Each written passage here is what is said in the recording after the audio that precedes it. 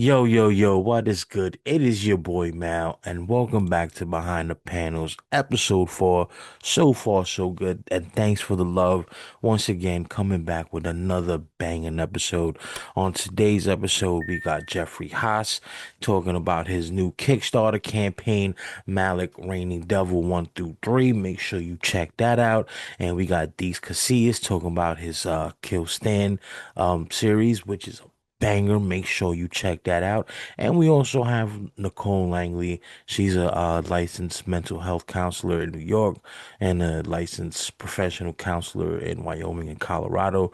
Because this episode, we touch on mental health a little bit, what to look out for and things like that. You know what I'm saying? Make sure we all doing good and everything's, we know what to look out for, man. We got to stay healthy up here. And we also touch on, social media and trying to build that fan base. But like I said, check out the episode. It's gonna be a banger. And don't forget to check out the website, villainarchives.com. And we got some fly merch, what I'm saying, the shadowrack.shop. But on that note, let's get on to the episode. Thanks for joining us today. We have Jeffrey Haas with us, and we're going to talk about his Kickstarter he has out. It's called let me know if I'm saying it wrong. Malik Raining Devil 1 2 3. It's out on Kickstarter. Yep. All right, it's got what, about 18 days to go. Everything looks amazing on here, Thank and you. you're just about like just under halfway from filling your pledge goal, huh? Yeah. Try not to sweat it too much yet, but yeah, we're it's getting close. It's 18 days. Oh, So it looks I great so far. So I don't see it. Matter of fact, I was going through your different options for your backers, and I definitely found something that I'm gonna click on ooh, because that's awesome. What are you thinking about? and I am a sucker for dope variants, and I noticed you had some variants on here. Let me open that back up. Because I saw like a three, like all three, because you got issues 1 2 and 3. Yep. So I seen like an all cover bundle too that I got my eye Hell yeah. on. They're some nice looking covers, aren't they? They are beautiful. But before we get onto your project, introduce yourself, tell the community a little bit about yourself, and then we'll segue back into your project. All right. It all started on a cold night in January. No, just no. All right. So I'm a generation comic book nerd. My father was the initial Haas comic book Okay. nerd, and I inherited the family nerdom for comic books sometime in the '80s. So about I'm old. So I've been reading comic books for 30, God, maybe 36 years now, 37 years now. Jesus Christ. But been buying them for about 37 years. My day job, I'm a special educator for junior high English. Okay. So I do that for my day. A little more about me. I'm a podcaster. I'm host Traversing the Stars podcast on YouTube Hmm. and some other sites.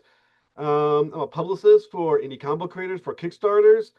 And as you know, I'm a comic book writer. Yeah. Besides, I got some side gigs, I got some main gigs. I'm in and around the comic book world quite a bit. Nice, nice, nice. That's what's up, man. And you also sent me a link, Cosby Media Productions. Is that your company? No, that's one of my clients. My client Braxton Cosby. Mm-hmm. He's the owner of Cosby Media Production, which publishes graphic novels, graphic Mm. novels, and comic books and novels. Okay. So he's going to hopefully be on your show sometime in the on the future, so you can talk to him as well. Oh But yeah, let me know. he's absolutely awesome, great guy. He's actually the nephew of Bill Cosby, which is interesting. He'll have stories of its own, I'm sure, for you. Okay. So that should be a fun one. But yeah, no, he's a fantastic dude. He was currently writing Yosuke, which is a Mm-hmm. novel. First issue is a novel, and then he does a second issue, which is regular comic books, comic book form. So those are really cool. I highly recommend you check him out. He also does a whole bunch of other stuff. In his series, so definitely Braxton Cosby is someone to check out. But like I said, I'm his publicist. Oh yeah, because I was like I said, I clicked on the site and I was like, wow, there's a lot of great stuff on here. So Yeah. yeah, no, I was looking at some of their top comments just on the front page. He's got so much Mm. workout, and a lot of it is just so eye-catching. It's Yeah. pretty He, amazing. he's awesome. Like I say, he's a good guy. He'd be a great interview. He's, let's say, he's promoting the Suke, which is his Hmm. his newest work. So yeah, I look forward to seeing him on your show, and I'll be watching that Oh episode yeah. too. Oh yeah, absolutely. So far this is going to be episode 4. It's been great so far. We've gotten a lot of positive feedbacks, and I've Very gotten, nice. so many people have signed up. So hopefully, this could go somewhere, and we become a mainstay in the community. But let's get back to your Kickstarter, Malek, Raining Devil. Let's talk a little bit about that. So this is issue 1 and 3. Are you relaunching it, or All right, you're just putting out all 3 issues for the first time? all right. So basically, how this is working is, so the primary Kickstarter is funding issue 3, which is Yeah. all pencil and ink. The pencil and ink is all done, but I need kickstarting the coloring, the Hmm. lettering, and the printing. Okay. Issues 1 and 2 are going to be reprinted Hmm. because I sold out of the other 2 issues, so That's they need to always be good. reprinted. And also, the cool thing is, I got my property back. I got it back. It was an indie publisher was publishing originally, but she is kind of out of the industry now due to other issues I'm not going to go Yeah. into. So the stories, the comic books are mine again, all completely mine to control. So I'm Hmm. reissuing them under my own Nice. banner of probably Vector Comics, and I'm Okay. just super excited to have control over my property completely again. Oh yeah, no, absolutely. That's always the main thing when when you get into the business side of things is trying to, if you're gonna go sign with a publisher or something, trying to keep as much control over your IP that you can Yes. before everything just gets out of hands, Yes, and I made that mistake a long time ago. I had a graphic novel that you can find on Amazon called hmm Sanctus, which is an 88 hmm page graphic novel. And the indie publisher who did it gave me an upfront fee of like $250, which was a pittance compared to what it cost to make. Oh yeah. But I signed a contract, my first contract, and I was so excited about the concept of signing a contract, I didn't read the contract. mm So apparently they own the title in perpetuity now. That means mm I'll never get the damn thing back unless I pay them. I think it was like $1,000, some shit to get my property back. And they gave you 250. Yeah, give me 250 on an 88 page graphic novel that cost me probably like 12 to $13,000 to make, maybe Yeah. $14,000 to make. So I learned mistake early, which is read your Mhm. contract, have someone other Read than them. you read the contract. If it Oh says in yeah. perpetuity or any weird language like that, get out. hmm Yeah. Contracts. Read them contracts. Yes. Even if it's 1 page long, read it. If you have questions, Google it, something. Yes. These companies they're not, they don't always have your best interest at heart. It's just a business, It's it, 100% true. And 100% true. if you have the means to hire a lawyer to read a contract for you for at least, I mean, for whatever cost that would make for us to read it, it may be Yeah. worth it. If hmm I made to spend, I don't know what a lawyer costs an hour because I'm too poor to afford a lawyer, but let's say it costs $250 to afford the lawyer. So my 250, let's say, is one right to the lawyer fee. Let's say, Yeah. that happened. I would have the language better. I would have my comic book back in my own pocket. And I guarantee I would have made that money back on my own hmm second book. Absolutely. So buy a lawyer is probably worth it to check the contract. Oh yeah, absolutely. Because also, you could always come back to the negotiating table like, hold on, nope, Yep. I'm clear on the terms, and this ain't gonna work. If you want it, we've got to make this a little better. If not, I'll keep shopping. Plain and Right. simple. Plain and And simple. the other advice I would always give is if the publisher isn't, let's say, 3 to 5% of the market, the really small indies are like 1% of the market, the really small hmm ones, hmm you're really better off just self-publishing at that point. Kickstart Oh it, yeah. self-publish it. Any hmm publisher that's that small is probably not going to get you the business you think you're going to get anyway. hmm They don't have the reputation or the reach to really help you. Just hmm do your own book at that point. You know what Exactly. I'm You saying? you may even make more of a profit doing it yourself because you're pretty much, aside from recouping the production costs, everything else goes right Exactly. back to you. So the the $1,000 that they would have gotten could go right to you. So oh Exactly. yeah. So tell me more about Malek. Now, is this going to be like, is it going to be a couple of issues long? Are you So world building? What are we doing with so that Malik story? is going to be 6 issues total. Mm-hmm. So the first three are going to be complete one way or another. And then I'm going to do issues 4, 5, and 6, and I'm going to complete the series. But it's 6 issues total. So I do have a wrap up Mm-hmm. Um, that soon. So this is one of those stories are gonna be like, when I'm 90 years old, be like, you're now need to buy issue 20, 30 of my Malik comic. No, it's three. It's gonna be 6 issues total. I'm booting three. There's three tie-in comic books, four tie-in comic books as well that intersect with the storyline. That Okay. three of them already been made. One left to make, but they're only 8 pages long, so they're pretty easy to manufacture those. All by the Okay. same artist, Juan Amaran. He's doing all the art for every single thing that has Malik on Mm-hmm. it, so there's a consistency of look, Yeah. of artwork. Even though his artwork is getting so much better with the later issues, you still can see like the continuity of the Mm-hmm. art Oh, throughout. absolutely. So Yeah. when I'm done, I'll do a trade paperback, or maybe I'll do an absolute volume of Malik, and you Yeah. can feel the great art and how you progressed over time. But Mm-hmm. it, like I said, it's a really good series. It follows the character of Malik, who's a basically was tricked by or betrayed by God, tricked by God, however you want to phrase it, to go to hell and kill the devil. The Mm. thing with going to hell is that once an angel steps foot outside heaven, steps foot on the actual ground of hell, you're no Mm-hmm. longer welcome back in heaven. You're soiled forever. That's Yeah. actually theology right there. Also, this is my own though. If you kill the devil, you become the devil. So now he's trapped in hell for eternity. And Malik Mm. is asking himself, "What did I do to deserve this? Is following the demand of my God or my creator worth being damned for eternity?" And he's going to Yeah. decide, no, not only should I not be damned, I should not be punished, but I am pissed about this and I'm going to get my revenge. And he's going to work his way to go into heaven and kick some ass in heaven, some angel ass. Oh yeah, no, this is why I want to get all three so I could kind of catch up because this sounds like something that's right up my alley. I like stories like that, Yeah, especially, supernatural. Oh yeah. Mm-hmm. it is. I've been kind of selling it as the elevator pitch is John Wick meets Spawn meets Dante's Inferno. Oh wow. That's a that's a combination in its own. Yes. Oh yeah, that definitely sounds like a crazy concept and I can't wait to dig into that. So, when you're creating this like when you sat down and you started to play with the idea in my head, did you see, just the run we just discussed, or maybe even becoming something bigger, tie-ins later on, some other projects that may kind of like link in down the future, anything like that? I mean, there's always ideas. I mean, I think every writer plays with the idea of what if. Yeah. Like, what if this becomes so big it keeps rolling?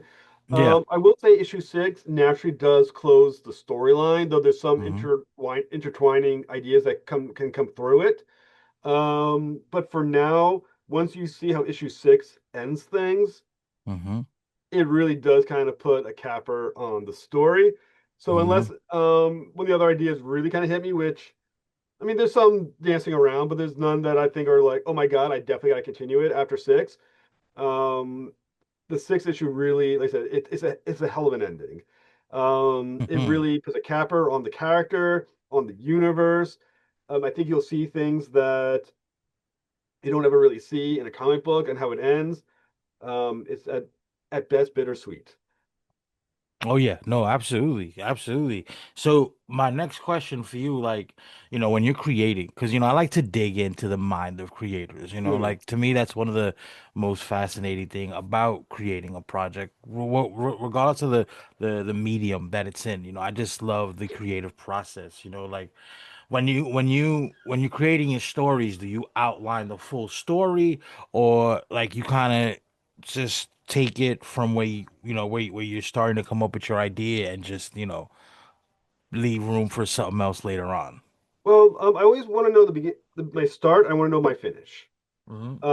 For Malik was very specific because there is a format to it, which is two issues in hell, Hmm. one in purgatory, two in heaven, and then the epilogue.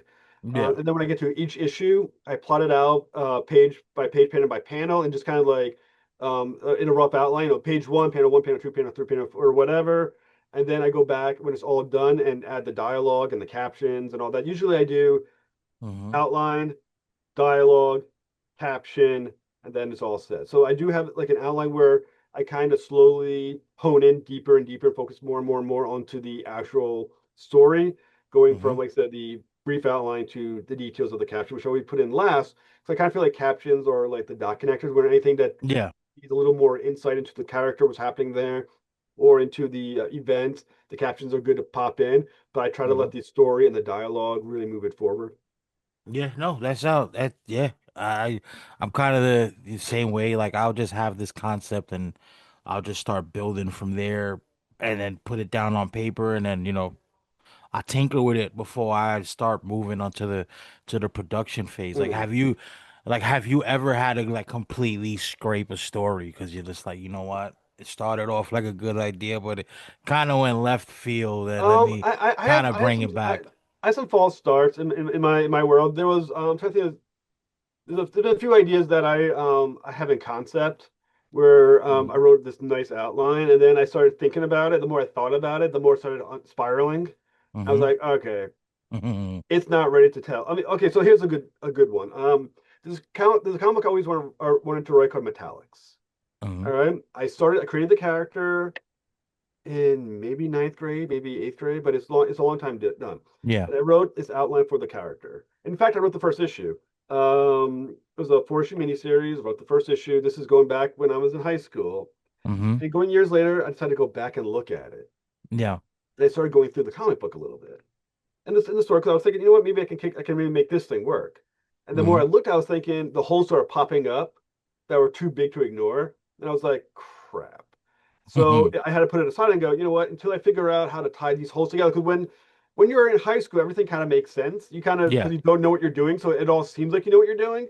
But when you look at it from the point of view of a 45-year-old man who's been in the industry for a while, who's been reading comic books for 30 years, who studies classic literature in school, Hmm. you can see where the holes don't work anymore. Yeah. And so now it's kind of on the side burner as I kind of try to figure out how to knit it back together again and make it make Hmm. more sense as an adult. Yeah. So yeah, I mean those happen. Oh yeah, oh yeah. Especially like, I feel like, like you just said, you do this professionally with school and everything like that. And you could that, kind of gives like the one up compared to like me. I don't English school wasn't my big thing. You Yeah, know what I'm saying? Like, I don't know. I school wasn't really my thing, so I just know how to do, so I do. You know what I'm saying? yeah. But you kind of have more of an outline, like this is what it's supposed to be like, and then I think that's a cool thing to have in your toolkit. Definitely. You have Well, that that outline. yeah. I mean it's basically just a type of training because um, Hmm. having my degrees in English now, they teach you how to look at a piece of writing Hmm. differently. Yeah. So I tried to, I mean, as vain as it may sound, I try to look at Shakespeare and Hmm. look at my comic book the same way, like how I approach the comic book. Like Yeah. if I would approach, let's say, a Shakespearean play, what my character doing, how does it make sense? Is everything woven together in a way that is necessary and is showing the complexity of my character and the world I'm building? Does it all fit?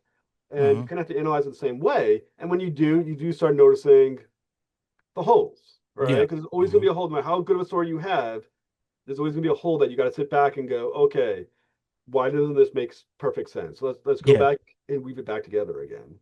Okay. All right. Now, is this your first Kickstarter launching it on your own, or have you done other Kickstarters before? No, I've watched a few. I've done. This is the second Malik Kickstarter that I've done. The Hmm. first issue two was kickstarted. I've done two End of All Terminus comic books, which is a sci-fi story. So they've been done as well, and they've been Okay. successful. Nice. So issue three of End of All Terminus is probably looking at maybe a May launch. Probably is my guess now. Probably May. Nightmare Patrol will be kickstarted, which is my first completed miniseries, which was Hmm. written with my father. And we're going to be completing that story. It's coming up soon as well. So there's a lot of balls in the air Hmm. that I have right now, and I'm just trying to keep everything, one at a time. And tell my audience, have faith. Malik 3 might be what I'm pushing right now, but Yeah. Terminus 3 isn't like not coming because it's already in the works. Yeah. Nightmare Patrol, if you those people have been waiting for many years for the issue 5, it's coming. Be patient. It's coming this year, and we're gonna knock out all the entire series probably within a year or two. So there's a lot on my plate, and there's a lot of hopefully my readers' plate. Just have faith, find me when it's time, and you're gonna hook you with some good books, hopefully. No, absolutely, absolutely, yeah. And starting to self-publish and go, the independent route. Because, like you said, you signed to a publisher that didn't work out. Building your audience, your own, organically, whether it's, Facebook, TikTok, whatever platform they use. And, how has it been difficult trying to get that fan base set where every Kickstarter you've launched, you've been able to, you know, to successfully reach your goal. I will say it's gotten harder with as time has gone on. Mm-hmm. When I originally was promoting my clients and myself early on, this is going back maybe 5 years. Mm-hmm. Social media felt a little more welcoming. Not Yeah. welcoming as far as there weren't jerks online who are saying nasty shit, but welcoming as far as algorithmically, Yeah. more welcoming. The platforms a little more welcoming to this kind of thing. Mm-hmm. Over time, that's been more fragmented. Social media is more fragmented. Mm-hmm. Basically, I would say with the fall of Twitter, that made a big change in promoting as well. Because Twitter was a good avenue for maybe 20 to 30% of my audience would come from Twitter. Now that's gone because X is not as successful, and most of us moved on to Blue Sky, and Blue Sky Yeah. is new, but it's not welcoming really to a lot of discourse. So that one's Okay. a little rough. Facebook, the algorithm on Facebook is killing posting for indies comics. Anything with a link, they're definitely pushing hard on to stifle the Yeah. ability of it. They're also limiting the amount of times you can post, which kind of sucks when you're Mm-hmm. posting to across social media for your indie book, stuff like that. Yeah. Social media landscape is concerning and difficult now to navigate, and it's definitely more. You got to be more focused on certain areas versus trying to do like a wide scope of Yeah. all. So it's tough. It's definitely a tough medium to try to build your following on now. Oh, yeah, because I've noticed, I've mentioned this before, like I kind of stepped away from Facebook for a Yeah, couple of years, focused on mental health, finishing my education to get my degrees.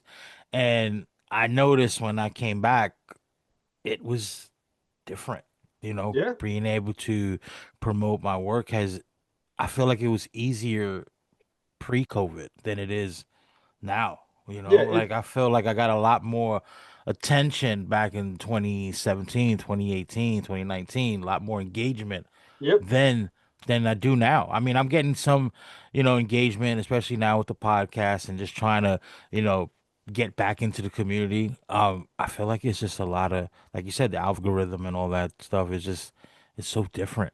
It's It's just a pretty whole rough. different thing. The other thing that I mean, the easy way, and a lot of people are doing this, and I kind of resent it, but it is what it is doing like the hate posting that gets all the Hmm. people all built up, like angry about whatever it is you're angry about. Obviously something controversial, and you get Hmm. people posting on your thing, and that I mean it's nice to get those interactions, because you build up your apparent, your visibility that way. But I Yeah. kind of resent it to some level too. Is like, that really all we can do is try to say something controversial and try to get people to respond to us now? I mean, that Hmm. seems cheap, in my Yeah, I opinion. think most people want to just argue online Yeah, and just give their opinions on something when it's just like it doesn't have to always be right. negativity. That's why I got off Facebook. I felt like Facebook for a while was so it was just a lot, Yeah, too much, and I don't know. I just for the sake of me completely losing my shit, I had to get off Facebook, yeah, and mental health, man, it's a real thing, man. If you're not taking care of yourself and especially trying to, you know, take on something like, creating projects and trying to make something for yourself outside of outside of life, outside of your 9 to 5 could be very, it could be a lot. It could be a lot on your mind, and it could just burn you the hell out completely, yeah. I you mean, know? like I said, I mean that is like when it's rough. I mean, my job on this my every side gig I had is reliant on social media, so I'm on there a lot. So Mm-hmm. yeah, I mean it's hard to distance yourself and be part of it at the same time. Mm-hmm. So I mean, like I said, it's you got to learn the trick right now is learning how to properly navigate the landscape. Yeah. Not just physically, I mean, as far as posting, but also as you said, mentally, and trying to wade through the sewer without stinking. from it. Yeah, You know what I'm absolutely. Absolutely. Agreed. saying? Now I kind of want to segue into the mental health thing with creators and, balancing life because, we all got jobs, we all Yeah, got everything else. We got real life to handle before we can get into, creating our comics or movies or music, whatever it is. yeah. Like, as a creator, have you ever experienced like creative burnout where you're just like, I can't, nothing's coming out right. I'm just done with this for right now. Um, sort of. Mm-hmm. I am inherently someone who has severe anxiety on Mm-hmm. things and other things as well. So I could argue I regularly ride the roller coaster of Mm-hmm. ups and downs. However, as taken a cue from my favorite combo character, Green Lantern, and the idea of willpower, I'm very good at willing my way through things. Yeah. So usually how it works, my life, I get down on something hard, either the podcast or my writing Mm-hmm. or my publicist work or whatever. I get down on something really hard. I go into the bedroom, talk to my wife. She gives Mm-hmm. me like a 5 minute pet talk. I go back to the computer, get back to work, and push it Mm-hmm. again. So it's kind of like it's okay to hit those walls sometimes, and we all Yeah, I feel like you need to sometimes, right, you and know? it's okay. And like I said, I'll fill down the Kickstarter I have. I'll fill up and down from time to time. But Mm-hmm. usually, at least for me, I have my wife. I go to my wife, and I'll kind of like whine to her about whatever's bothering me. Like, no one's watching my podcast anymore. I have not had a new subscriber in like 3 days. My wife will be like, all right, get better. You know how this goes. Blah Yeah. blah Mm-hmm. blah blah blah. And then I walk back to the computer, and then immediately, like the thing is, and this is the key, I think the moment you get that little spark back, go right back to doing what it was that was freaking you out, whatever was Mm-hmm. depressing you, and immediately start on it again. Yeah. Because that's how you get back on the horse immediately. Mm-hmm. I kind of just think about it like exercises, right? Yeah. Because back in the day, I used to do these exercises. I would, lift weights, do push-ups and sit-ups, stuff like that.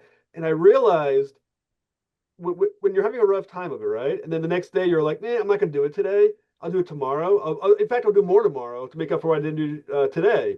And then Mm-hmm. that day comes, you're like, well, not today. Tomorrow I'll do it. Tomorrow I'll do way more than I was going to do, but I'm definitely doing today. And then you Mm-hmm. realize days and weeks go by, then you just stop doing it. Yeah. And I think that's the trick of anything you're into, like comic books or podcasting or writing. Don't let it get to that point where you stop too many for any length of time. Get back on Yeah. the horse as soon as possible. Get back into your rhythm as soon as possible.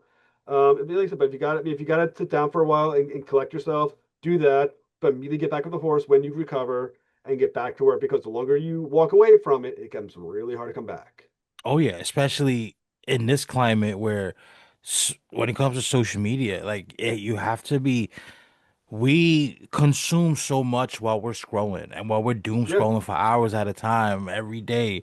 If you're not being consistent, even if you take a week off, 2 weeks off, that could hurt your growth a little bit because we tend to forget quick. We're not, I feel like now we don't hold information in as long as we used to back in the day. I feel like, yeah, I'll forget a post that I saw earlier that I really liked, like 6 hours later because we forgot all about it. yeah, I feel like if you do take some time off, because we all need a little break, even if it's a yeah, week. Try not to make it too long because the world will forget about you in 2 weeks. yeah, It's all about a fad too. Like, things are hot one day, millions of views. 2 weeks later, like it seems like that was like 5 years ago, you Well, know? I will say one thing I've noticed, especially on TikTok, and this might be, I don't know if people know this or don't know this, but I've started to notice a pattern because I'm pretty good at pattern recognition. Mm-hmm. With TikTok, if you go away from TikTok for a certain amount of time, when you come back, it hypes you up pretty fast, and you suddenly get Mm-hmm. noticed you get more views you've ever seen before, Mm-hmm. as if it's trying to coerce you to stay on the platform. Then when you Mm-hmm. start posting that every day again, you start falling off again, and it Mm-hmm. stops paying attention to you. So I Mm-hmm. wonder if it's actually beneficial at TikTok to walk away for a little, like a week or so, get it TikTok all like, oh, you're back. let's promote you again. You're back. Well, let's hold keep you in. Let's keep that addiction Yeah. rolling. Hmm. You'll notice the views go up for a while. For usually, I notice when you go back, it goes up for like a week or two. You'll notice a spike, and then Hmm. it starts falling off you again, and then it Yeah. stops paying attention to you, and then you got to find the spike Hmm. again. But I wonder if that is a thing where it actually helps you to walk away from TikTok from time to time. Maybe because they probably do that on purpose, because now, oh man, it's been about a month and now, I'm getting an extra 300 or 400 views. Yeah, let me Yeah, keep going. And now you're putting out all this new content, and then, like you said, a couple weeks later, it starts to dip, and I feel like the dip is what gets discouraging. yeah. Especially when you're used to a couple hundred views a day, now you're down to like 10, 15, 30. It's got to be like a drug addiction where they reel you in. It's like Oh, absolutely. here's a few for free. Here's a few whatever Yeah. drug it is. Here's it for free. We got you. You got this. Feels good, doesn't it? And then Oh as it yeah. gets you reeled in, it's like, okay, dude, now you're paying for it. Then Oh you fall yeah. off. Social media is my opinion. I think it is the most powerful drug that there is out there. Try detaching for 24 hours completely. Oh my God. That's gotta be like I did it for 10 days, kind of had to, locked up in a hospital for a little Yeah. bit. I didn't have access to my phone or social. I had no access to the outside world. First 72 hours, I'm ready to bang my head on the wall. Like, what's happening in the world? I don't know what's happening. Like, I need to see something. I don't know what's happening. And until, after a few days, it's just like, oh my God, it's such a relief. Like, I could finally, I was thinking clearer. Like, things just seem so much easier Mm. having detached from all forms of social media, man. It's addicting.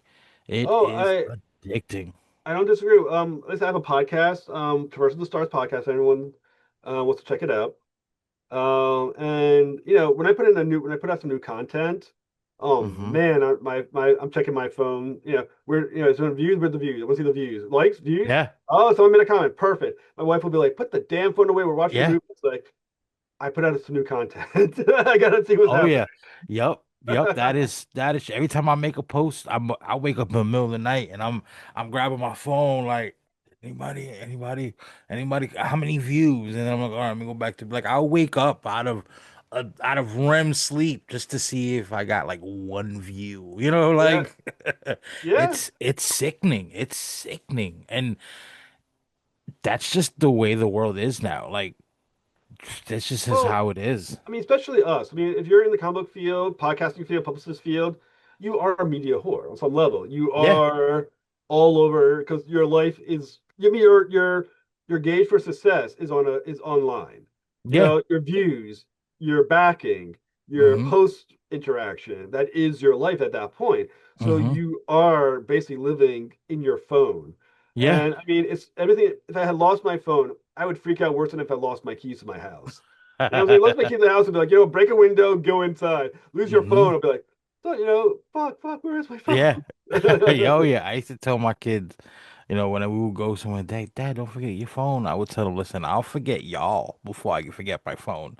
Like, I'll forget y'all behind before I leave my phone behind. Get out of here. Like, yeah, because especially as a creator or publicist or whatever you're doing, we have to make sure whatever we're posting is working. Because Yeah, if it's not working, then we gotta change course and do what is gonna work. So we do gotta kind of have to constantly check the status of our posting, whether it's YouTube, Facebook, and see even if it's one comment or one like or one follow, like it. It's a good and a bad, it's good yeah. because it's letting us know what we're doing works or not, but then it's also like because while we're there, then we start to scrolling, and then we start getting lost in the abyss of just doom scrolling. I'm telling you, I've posted, God, probably 600, 700 videos for interviews that I do. And Mm-hmm. I could almost, on every single one, tell you the view count on each one. Mm-hmm. You'd be like, "What's your view count on this one?" I'd be like, "Oh, that was up to this number right now." Yeah. So it's like there's other things in my brain that could be using that space for more important things, Yeah. But for me, it's like, oh, that was up to 183 views. Oh, they got viewed Hmm. again. Okay, so it's 184 now. You know, it's Hmm. like and it's Yeah. like I know the view duration. You just kind of know these things, and it's like, man, it's not healthy. I mean, it's from a business standpoint, it's probably good, but it's not Yeah. healthy. Yeah, no, no, absolutely not. It's the it's farthest from the, especially when you start to beat yourself up of, when you start to beat yourself up, you know, oh, the post is only, it's only been up 6, 7 hours and I didn't get not one like or view or follow or subscriber. And it's like, do you not like me? Like, what am I doing wrong? Like, I'm sorry, like me, like what else can I do? How can it make me better? It's Right. that's when you start to beat yourself up on the head. Like that's when you really start to sit there. And I feel like that's where discouragement comes in. And it's hard. It's a hard thing to navigate because like I said, that's when you start to like, oh, what am I doing? Am I wasting my time? Is this worth it?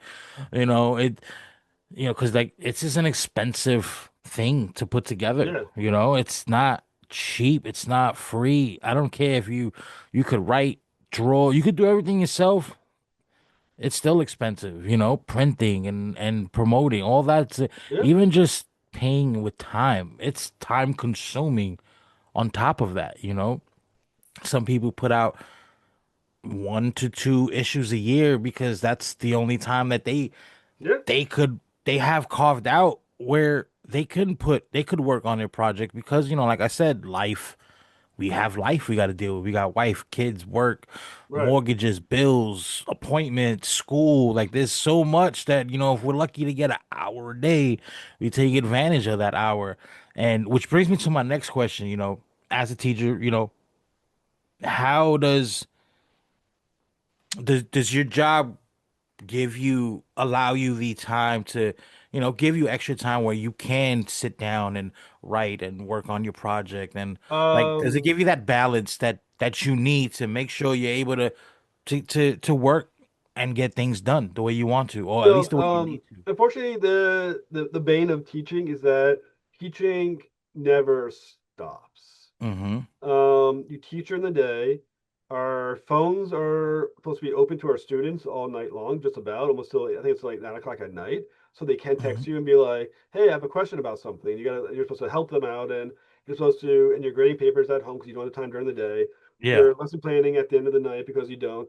And I'm podcasting, and I'm prepping for the next Mm-hmm. interview, and I'm doing my publicist work, and I'm pushing my Kickstarter, and I'm making sure my comic book is, whatever. It's a lot. Mm-hmm. It's a lot Oh in a yeah. day. I get through on being very good now at organizing myself mentally Mm-hmm. and viewing it things in terms of small segments of time. This is 20 minutes. This will get done in 30 minutes. And then Yeah. budgeting that time where if I know I have an opening now, I'm going to get something done 2 days from now. So it's like that, make sure that extra time because there's other things. I've become very good at organizing and budgeting my time. Mm-hmm. So my life doesn't ever get too crazy. Sometimes it does get out of control, and that's when I got to rely on my wife to be like, "I do what you got to do. I get you're not going to come back, come to bed so late tonight." But Mm-hmm. it's a lot of budgeting, and like I said, you got to be very good at knowing how to organize yourself, and you can't stall. Mm-hmm. I don't have time in my day. Come home, I eat. I don't have time in my day to sit and go, yeah, I'll get started in a few minutes. No, now you're getting started because Mm-hmm. I don't have time to screw around anymore. That kind of thing. Oh yeah, no, yeah, absolutely. Like yeah, like like you said, like you gotta budget your time correctly, even if you got 20 minutes for that day set for whatever you're gonna do, get it done, try to stick to it. Because once the procrastinating starts, oh, I'll do it tomorrow. Or you know what? I'll do double the work the next, it becomes nothing. And next Yeah, now, 2 weeks gone by, you haven't written a sentence, did a post, nothing. Like you do, managing your time is very important. It's very important. Now, as far as you're going back to how you market your book, you do Kickstarter, but have you done any direct to consumer marketing, like a website, or even conventions? Have you done any cons? no, yeah, I've done conventions in my time. There's some um the convention circuit, especially where I'm from, which is Rhode Hmm. Island. isn't Okay. necessarily great. There's Mm-hmm. there's, there's a happy middle, which is where you got to find yourself. If a convention is too small, they tend not to be worth your time. If it's too big, Mm-hmm. they're not worth the money. You got to find that middle ground convention. Like around where I live, one of my favorite conventions is Plastic City Comic Con. Okay. That's run by Keith Gleason in Massachusetts. I can't remember where Massachusetts anymore.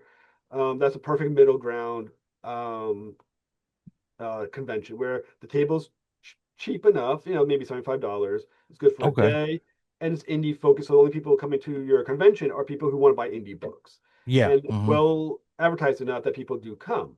I've Mm-hmm. been to conventions where I've sat for 6 hours and not seen someone come towards the table.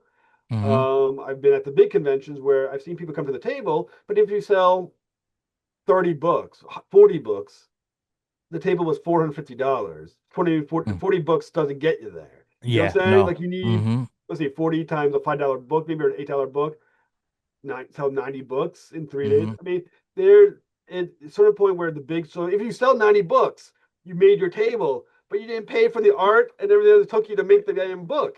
Yeah. So you got to find that middle ground where the table and is at a good point where it's affordable and the amount of people coming to your convention is reasonable enough to make your table back plus make your fees that you need Oh to yeah, pay for absolutely. books. Especially like, you mentioned the bigger conventions, you also have to compete with all the big attractions, like, if you're trying to get at like a Boston Fan Expo or New York City Comic Con, you got to deal with all the big major players that everyone is going to go see on top of trying to pay for that. Well, I'm pretty sure is a costly table, and you got to pay to get there. You got to eat. You got, I don't know if it's far. You got a hotel cost. Like it starts to add up, and like you said, even if you're there for a weekend and sell like 30, 40 books.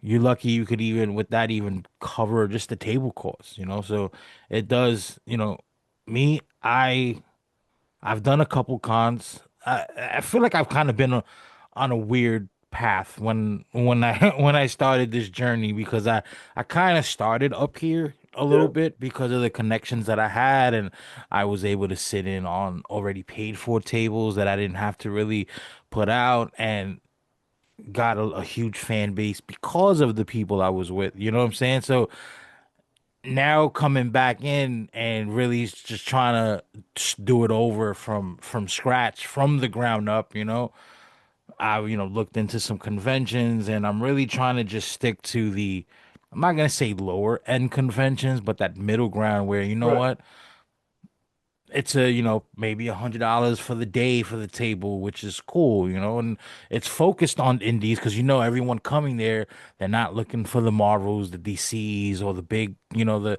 pizzazz of these big conventions. They're focusing on finding some great books from some great, artists or writers, and just because they love the indie scene, and that's the market that's coming there, and you may meet, you may recoup what you paid for the table and then some, and have a pretty good day, and be able to take that money and invest it in back into your next project, or put it back into what you're still trying to pay for.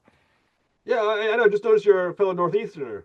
Well, Oh from the yeah, I'm from Northeast, right? Brooklyn. I'm I'm telling from you, Brooklyn, New York. I'm Rhode Island. I'm from out of Rhode Island. So the big one I go to is Trifficon. I love Trifficon. Mm-hmm. Connecticut, that's a fantastic one. But yeah, I would argue that you got to be careful which conventions you go to for us from a size standpoint. You know, and I would say like the bigger conventions too, as you said, they're not indie focused. Even the Yeah. indie, when I go to a convention like Fan Expo Boston or Rhode Island Comic Con, I will search out one indie person in Yeah. that group, someone in the indie artist alley, and just buy a book from someone to support the industry, right? The indie Mm-hmm. comic world. But Mm-hmm. most don't do that. Yeah. And you're going to find that it's harder to get that traction in the big ones. You got to Mm-hmm. find that middle shove. Small ones are too small. You might not even get a whiff Yeah. in a 7 or 8 hour day. Middle ones are Mm-hmm. the ones you got to find. They're harder to find, but those are the key. Yeah, because I feel like even like the lower end ones, I feel like you got people showing up. I mean, I could be wrong. This is my opinion, and this is from like my experience. I feel like you've got people looking to buy good books for cheaper because Yep. they're at a smaller con and they're like, we could probably find some gems for like dirt cheap.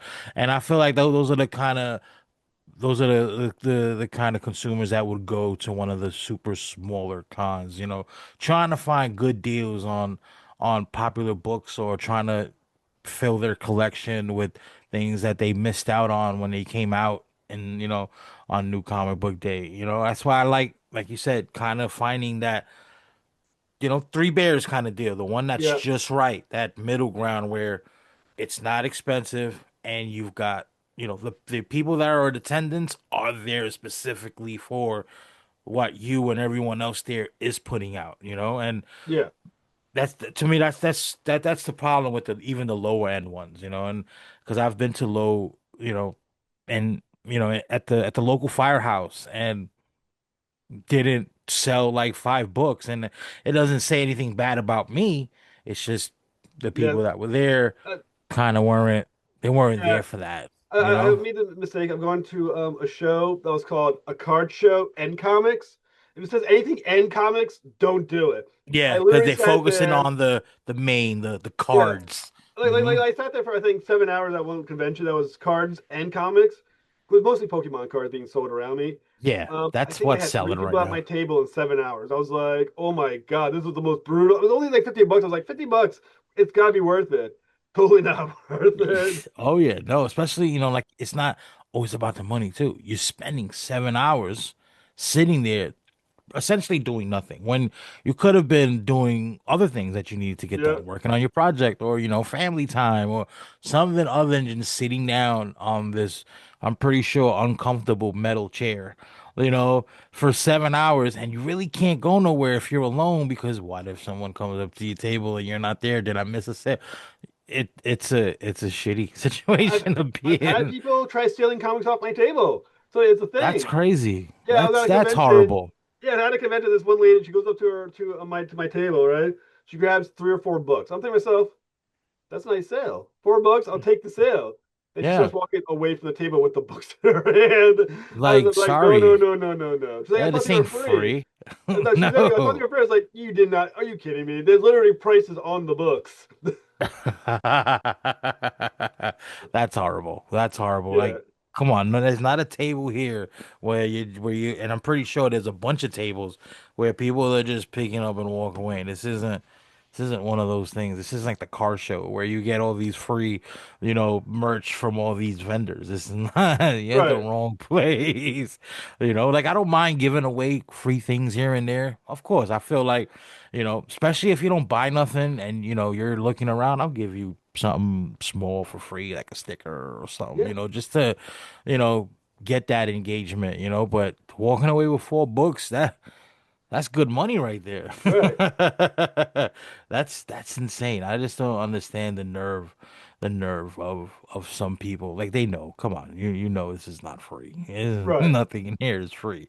It's just ridiculous. I don't know how people how people think like that. Now, what I do want to ask you is, you know, as far like, because this is as I've mentioned in every episode, like I'm trying to help the new independent creators or those already in the field. Like, what kind of advice do you have for someone just looking for looking to build a foundation to start their journey into this roller coaster of a field that is creating? um, not anything that's going to sound overtly encouraging, It but doesn't I'll even have say, to sound encouraging, just well, the raw truth wait, behind the, behind this. so basically what I would say is this. If you're going to try to get into the comic book industry, okay, keep your ambitions small at first. Hmm. I would recommend before you do anything, develop some sort of social media following.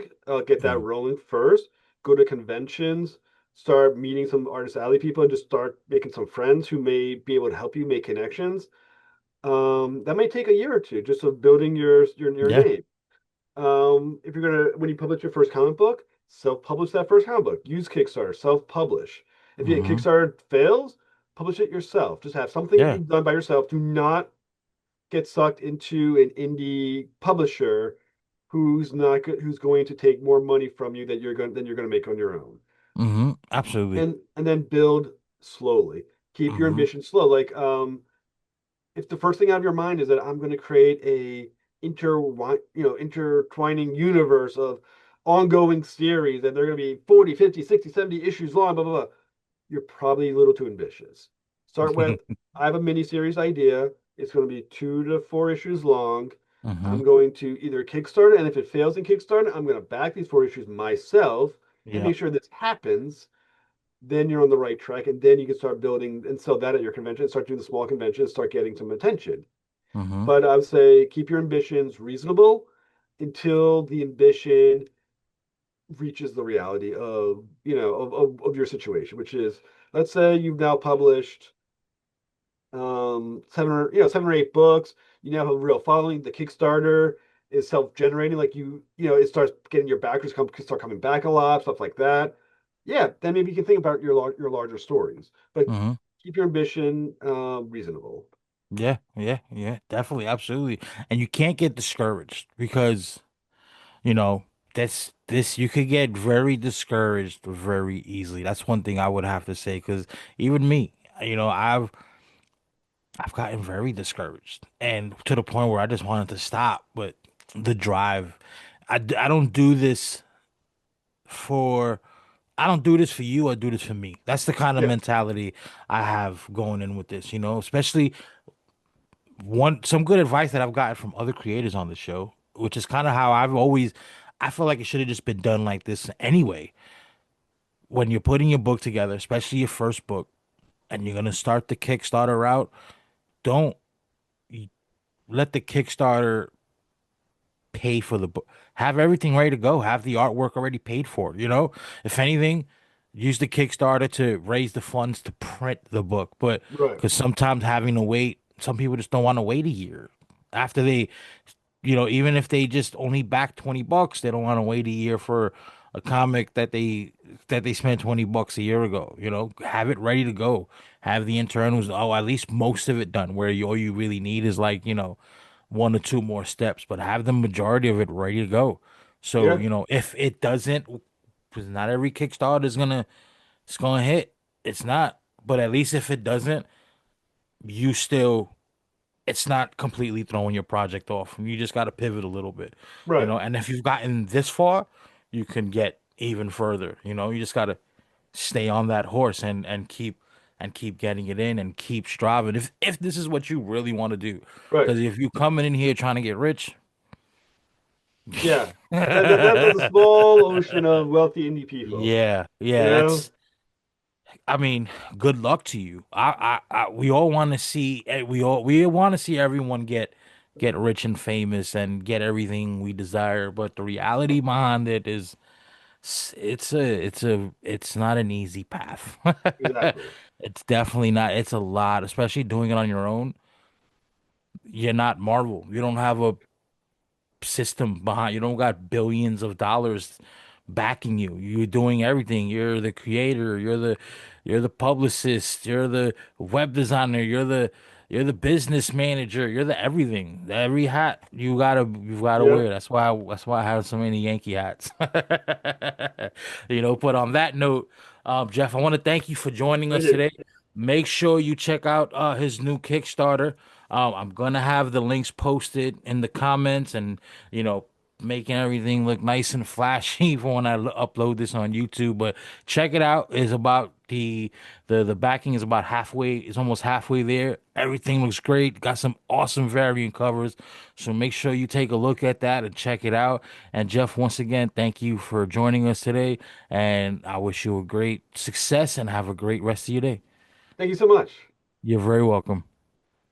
Thanks for joining us today. Today we got Deece Casillas. He got his project Kill Stan. First of all, before we even the what you sent me looks amazing. All right. I Yeah. I had to stop real quick because when you sent it, I was in the middle of editing one of the previous episodes, and I had to stop at this, at the scene where he was on the gurney in the hospital. I was like, hold up, I need to dedicate some time into this because I'm liking where this is going already, and that's what like the third page. So definitely want to touch on that, You but didn't even get into the real good stuff, man. yeah, and like I'm what 3 pages in on the first issue, and I'm already like, hold up, this is going where I like. Let me finish what I'm doing. But before we get into your projects, man, just want to welcome you to today's episode. And on this show, it's more about the creator. We go over your projects and stuff, but I like to show people, the people behind the magic, man, how we think, how we function, how we how Yeah. we operate, and how we do what we do. But on that, just introduce yourself real quick, and then we'll get started on Kill Stan. Yeah, my name is Deece. I am a full-time touring comedian. That's what I do for a living. And always loved comic books. Always wanted to do it. And finally, about a year ago, just decided I was going to, I've written a million things over the years, and I finally had one I wrote in 2020 that kind of for reasons I'm sure we'll get into it, talk about how it came to be. But decided that was the one I needed to bring forward, and here we are. Oh yeah, yeah, definitely, man. Yeah, like I was saying, Kill Stan. So t tell me about that. Like let's get into that. Cause you just said you're a comedian. You're a touring comedian, and Kill Stan, that's your first project? It's first comic book project I've written. I've written in a lot of different mediums. I've published books before. I've written for some TV film stuff, Hmm. some websites, as a Hmm. columnist, for some websites and stuff like that. Production things, and I do a weekly podcast that I've been doing for got Hmm. 14 years now, or no, 12 years now since 2014. Do all types of things, but I've written a million comic book scripts. Always wanted to Yeah. do. And this was, Hmm. finally the one that felt I had to do. All right. Yeah. So how's that transition going from a comedian so now your first project you're putting out is the opposite. We going dark, Like how is that, Because like I've known comedians that put out comic books. I've done one for Joselito, and we was just, we took what he was doing and just made it into a comic book, funny and funny. So you Yeah, went sideways with that. opposite How was that? What was that thought direction. process like? Well, you swim around in a comedian's mind for a while. It's a marshy bog in there. Yeah. There's some darkness, and I think in most comedians' minds, that's how Hmm. we find a way to make crazy shit funny. It's Hmm. kind of a coping mechanism. So, but excuse me. I mean, I just always, every time I do projects, whether it's any project I'm doing, even approaching comedy in different ways, I always want Hmm. to try different things. I mean, I'm writing another comic book project now that I'm going to do after this one that's a huge departure from this tone. So, I'm always challenging myself to like find a different angle, a different voice, a Hmm. different yeah, just for my own entertainment and also just challenge myself in the capacity of writing. Yeah. Nice, nice, nice, nice. So kill Stan. Like, yeah, let's get into that. Like, definitely tell us about that. Yeah, I mean, it's a 10 issue series. The whole thing's written. We're just slowly chipping away at the art and Hmm. printing. Yeah, we're working on the fourth one right now. So 1 through 3 are all available on our website, inferno.earth, or Instagram, inferno.earth. Um, yeah, it was kind of born in 2020. So I mean, the premise of the book is a guy wants to end his own life, so he decides to do Hmm. it through vigilantism. Yeah. So it's kind of a neo-noir crime thriller on the surface is the way I sell it, but really it's like a character piece about this guy and his journey of loss and trauma and kind of the crazy things we do when we feel like we have nothing left to live for. Yeah. Okay. All right. Now, you mentioned 10 issues. After those 10 are done, are you gonna expand on that, or that's it, 10 issues, and then That's now we it. going elsewhere? That's Okay. it. Moving on. Moving Okay. on. I really so. I've got a ton of projects I want to do and I'm working on and I'm gonna publish, but they're all finite. I really want an ending to these things. I don't want these big sprawling epics that are gonna, just move on in perpetuity. I mean, when I write, I Yeah. usually most things I've written in my life, I have the ending before I have the beginning, you know? Hmm. Um, or so like I always know what the how it's gonna end, or maybe I'll come up if I come up with like a good, what seems like a really good hook, like an opening page or opening kind of couple sentences or imaging, and then if I can think of how that would end, I'll start filling in the middle. That's kind of my Hmm. process. So I don't, everything I write, some of it's longer. The project I'm chipping away at right now is probably more like 50 issues. Okay, Um, wow. but I've got stuff that's, I got one that's like a 12 issue series I want to do. I've got one that's like a 36 issue series, and I've got them all kind of mapped out.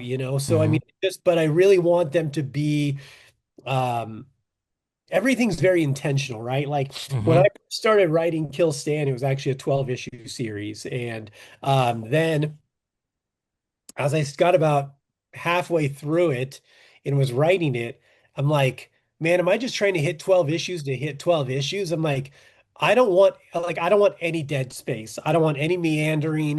Yeah. I don't want any panel to feel like it's bloated. I don't want anything to feel like it doesn't have to be there, right? So Hmm. anything that I felt, I went back through and anything I felt that didn't have to be there, I fucking just started chopping. And I'm like, how do I make it so like it just moves panel to panel to panel to panel? Um, and you'll probably feel this when you read the first one. And I want to keep this tone the whole book, but it's like relentless was the word in my head I was using as like framework for every page. I wanted it to be relentless, where it never stops coming at you and you Hmm. never feel like you have a moment to breathe and put the book down. Yeah. Because it's so easy to lose people these days in, Hmm. the TikTok culture. People's Yeah. fucking, people are fucking goldfish, it's so easy to Yeah. lose people. So Mhm. I just wanted everything to be riveting and sucking you in the whole time. So I found a way to truncate it to 10 issues, and I think it works even better now because it's just, it hits you the whole time. Yeah, I mean, so far it's flowing perfect. And like I said, I'm 3 pages in to the first issue, and right now it's flowing like water. So I can only imagine, especially as we put multiple projects together, we always build on, we always do better than what we did last time. So I can only imagine issue two and issue three. Now, when is issue four expected? Like, are you trying, like, do you do one a year, two a year? We Like, did how we did frequently are you popping them out? we did three last year. Okay. So I hope to do at least three this year, if not more. Hmm. We kind of, hopefully three or four. Number four, the Kickstarter launches on March 16th, and we'll run it for about a month. And Okay. then, so it'll end mid-April, and then we should be able to ship books about the beginning of May. Okay. Um, and then we'll just turn around and start working on number five right away. So yeah, hopefully the goal is, um, we had a little late start on number four just because some things I was doing, but Yeah. hopefully we can crank out three again this year. All right. Yeah, definitely. And like, do you already have? I mean, I'm assuming at this point you already got the whole story like locked in already, ready Oh to yeah. go. Yeah, Okay. it's been polished off and written for probably at least a year now. Nice. So Nice. Nice. yeah. Nice. Yeah, that's what's up. Now, my next question, being that you're a stand-up comedian, you're immersed in entertainment on both sides with the comic books and then being a comedian. Like, how does that affect you? Like, I want to touch a little bit on mental health on this episode.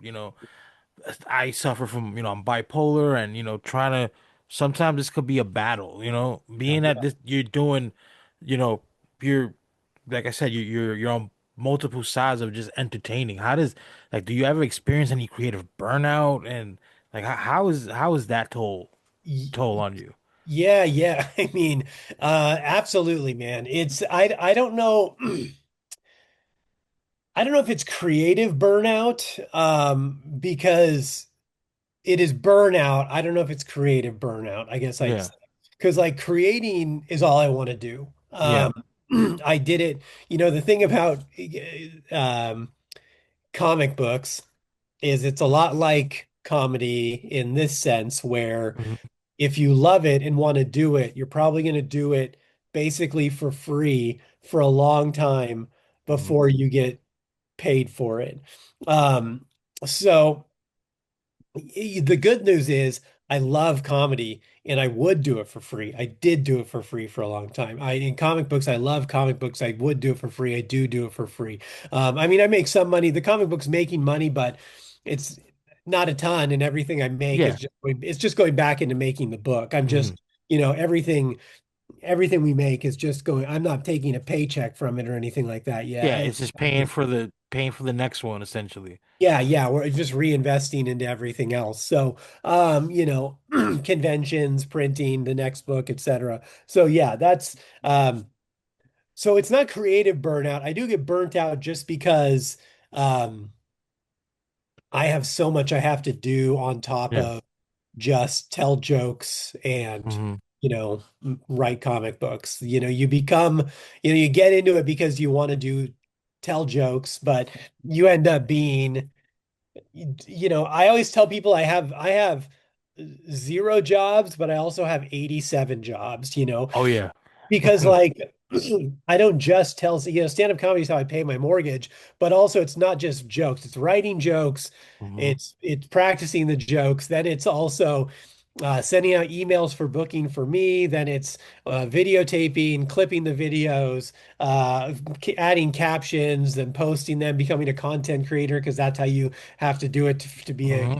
to gain traction. Then you have, I run a production company for comedy too, so I run a bunch of comedy rooms across the country, so I'm always watching videos of comedians, booking them, sending flyers to the venues that we have shows coming up, paying out, doing payroll. So like it's a whole thing. It's a whole So, process. Yeah. yeah, and then also, I mean, I want to live a life. Yeah. I try to go to the gym every day. I try to I have 4 dogs. I have a cat. I have fucking 12 chickens. I got a Hmm. garden. Yeah. And then I want to like live my life. I want to do things to experience life to help build content, Hmm. like the one of the biggest things as a comedian that I fell into for a while because it's like feast or fa a famine, right? And at a Yeah. certain point, you're not making any money, and when you get a chance to make money, you grab anything you can, right? And I got pretty aggressive with it and was able to get on the road early, which helped me a lot, but it meant I was just on the road, on the road, on the road, on the road for months at a time sometimes. And it really helped my career. It helped my, things like that. But I also realized that like I wasn't living any life. And then I Hmm. wasn't like able to decompress. I wasn't able to kind of file my thoughts, and I wasn't able to write new material Yeah. because I was just living the same life. You have to Hmm. go out and do things just to get some experience to kind of decompress and let your mind Yeah. file stuff, and then get experiences to draw off of for either comedy or comic books or anything. Hmm. No, yeah, no, I agreed. Yeah, like sometimes for me, I just need to just step away from everything and just reevaluate and reassess because I sometimes I feel like I just get so immersed in everything, I start to lose focus because Yeah. now everything is just a blur. And sometimes, a nice step away, could help a little bit. See the bigger picture a little clearer. You know what I'm saying? Yeah. Oh, Clean up the lenses a little bit. some of my favorite things that I do now is if I'm driving to gigs, whether it's a couple hours, sometimes, anything more than like 5, 6 hours, I'm probably flying. But like, Yeah. um, I'll drive 5, 6 hours for a weekend, and then, you're staying somewhere for a weekend. But like, I'll drive 5 hours in silence. And I will talk to myself, I'll rant, I'll just think. And like that is some of the times I get to really like let my mind wander and come up with Hmm. new ideas and new thoughts. And I don't even like try to focus on anything particularly. I just let my mind go where Just it let needs it go. to go. Just go where And you're gonna go. Yeah. yeah, and sometimes I'll start thinking of something and I'll start talking about it, current events, and then I'll start talking shit about it, and they'll be like, "Oh, that's funny, that's a joke." And then sometimes I start thinking about something, and it'll get me onto an idea for a comic book, and I'll be like, "Oh, I should. That's a comic book series, or like that's a premise for this, or there's Mhm. or that's an idea for a sketch. There's Yeah. I don't sit there and go like, okay, think about comedy. I just let my mind think, and it wherever it goes, Yeah, it's it where it, goes, and sometimes you could find some sort of inspiration for whatever on that journey, wherever your mind is just wherever it's gonna go, wherever it's gonna get lost at. Yeah, no, definitely, definitely. Now, a good question here because I talk a lot about too how creators, trying to build your base, trying to get fans and engagement and stuff like that. Now, you already had a base because you do the stand-up comedy. Now, once you transition into now, I'm starting to also put out comics. Were you able to translate your current fan base onto the comics now? Because sometimes yeah, they could be two different worlds. Like, oh, I love stand-up comedy, but I'm not big into comic books. right, Or, right. like, what did that help you with putting out your first project and things like that? Because people already engaging with your content. Yeah. Yeah, I mean a little bit. Yeah, it certainly helped. Because there's people that just support you as an artist, like Yeah. no matter Hmm. what you're doing, they get They're behind invested. you. Yeah. Yeah, they're invested in you. Um, and then I see, some of those people stuck with the book, some of them just, for the first one. And that's fine, like whatever. And then some people, it's just not their thing. And then Hmm. there's some people who are like, I've had like middle-aged ladies who have never read a comic book in their life buy my comic book and then be like, "Oh, this is really good. I had no idea this could be a comic book. I had no Hmm. idea this was like what a book could be." And Yeah. I've got like 6-year-old ladies reading my book because they love it, So it's such a which to me is like the biggest compliment is not even a compliment. I would say accomplishment. Um, Yeah. and I don't even want to take that as my accomplishment. I want to give it to the medium of comic books that like it's so much more than most people think. Hmm. There's stories in the medium of comic books for everyone. Hmm. So it is nice to see people who've never read a comic book and never would, besides the fact that they knew me and they picked it up just because they wanted to support me. And then they actually read it and they were like, Yeah. oh, this is actually fucking good. Yeah. I like this. So it's nice to be someone's gateway into a new medium. Yeah, absolutely. Because I feel like, a lot of people who they're not into comics, never really were into comics.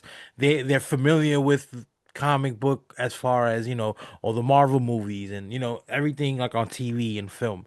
That's about as familiar as they are Right, with right, comic books. I feel like a lot of people just think, oh, they're all superheroes, bad guys versus good guy kind of thing. right. But there's so many different stories. You got horror, there's so many different stories, love stories that I feel like, when someone who would never pick up a comic book finally read something and like, oh, Yeah. I didn't expect this. Hold up. Now you just brought somebody over who wouldn't ever read a comic book. Now like, wait, now there more of Yeah. these kind Yeah. of stories? Like, hold up. And now, they may not go and, to their comic book stores and fill up on everything, but they're invested in at least certain creators. Like, whoa, Yeah. this is It's kind of open their down my eyes. alley. Yeah. Yeah, I mean, it's I think you nailed it. Comic books is a medium. Superheroes is a genre where Hmm. it's that medium where it's like movies. Yeah. Movies have you can do anything in movies. To be fair, comic books is predominantly superheroes. I Yeah. don't know what percentage I'd put it at, but probably 70% Hmm. around, is probably superhero or a variation thereof. Yeah. So it dominates the field. So I get why Hmm. there's that perception from people who have very little knowledge of comic books. But yeah, to let people know, like, man, there's so much out there that it really you can do that and not only that, like you can tell stories that are really incredible stories, but use the superhero genre, right? Yeah. Like you can tell, so like, like Watchmen or something like that. Like Alan Moore used superheroes as archetypes to tell this story, but the story was not about good guys Yeah. punching No. bad guys because they broke the law. You know, Hmm. that's what I was when I talk to people about Kill Stan, they're like, so it's like a vigilante story. I'm like, kind of, but no, Yeah. like him being a vigilante really has nothing to do with this. It's just a vehicle to sell people on the idea who might not pick up a story about a guy who wants to kill himself and is at his lowest. Like that Mhm. doesn't sell. But Yeah. that's what it's about. It's about him and his mental breakdown, his journey of loss and trauma and the crazy things we do when we feel like we have nothing to live for and how we cope with that. Now, obviously, it's pushed to an extreme when Oh he's yeah. doing, but like um again, those are vehicles to open this aperture up to more people. But the reality is the story is like a character piece. Like you can strip away the vigilante version part of it, and like it's the core of it is still something people resonate with, and that's what I love about comic books or film even or anything. Like you can tell these incredible stories using these fantastical avatars. Because you can read books and be like, oh yeah, it's a guy with a mask and a vigilante and he punches in, cool, like action, Yeah. cool. And you're like, yeah, yeah, I mean there is that, but if you want to like push a little deeper, you Hmm. can really like this book and so many other books really can offer so much more than that.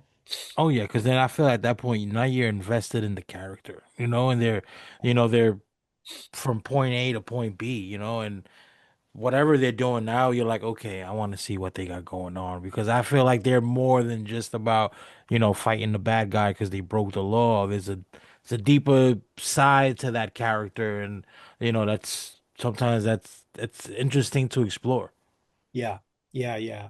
Yeah. I mean, I've had people, it's interesting because it's polarizing because of the Yeah. the topic. It's about a guy who wants to kill himself. Yeah, there's no Hmm. other way to slice it. And, I pitch that to people and I soft pitch it a little. I don't say suicide. I don't say it's a guy. I say it's a guy who wants to take his own life. I'm trying to softball it to people because people are Hmm. precious about shit. I understand. Yeah. Like, you know, and I go, so he decides to do it through vigilantism. That's the Hmm. one liner. And then, then I've got another couple sentences I'll give if it seems like their ears perk up at all. But I've had a lot of people go, oh, that's really dark. And I go, if you think that's dark, you're missing the point. Hmm. You're not, it's not dark. Life is dark, life is hard, life is complicated, life is ugly. If you can't admit that, then you're living in another reality that doesn't exist, So Absolutely. like I don't want to write things that are like bubbly, happy ending. Like I want to pull you through the shit, make you feel some things, make you fucking feel for him, make you feel for yourself. Be like, holy shit, I've been there. You know, like I've never had a fucking a mask and a fucking machete and fight, but I've been why he feels that way. Like I get Yeah. that. And I You've been get through the like pain. Yeah. you're right. And like I mean. I was asked a while back about the whole thing about someone, what I think, what people, how many people really think about, you know, self-harm and taking their own life. And I go, and honestly, I think everyone does. I think Yeah. everyone has at some point in some capacity. Now, some people just have a really bad day and they're like, fuck, and like, the thought may come and it's gone. Other Yeah. people fucking Dwell on it.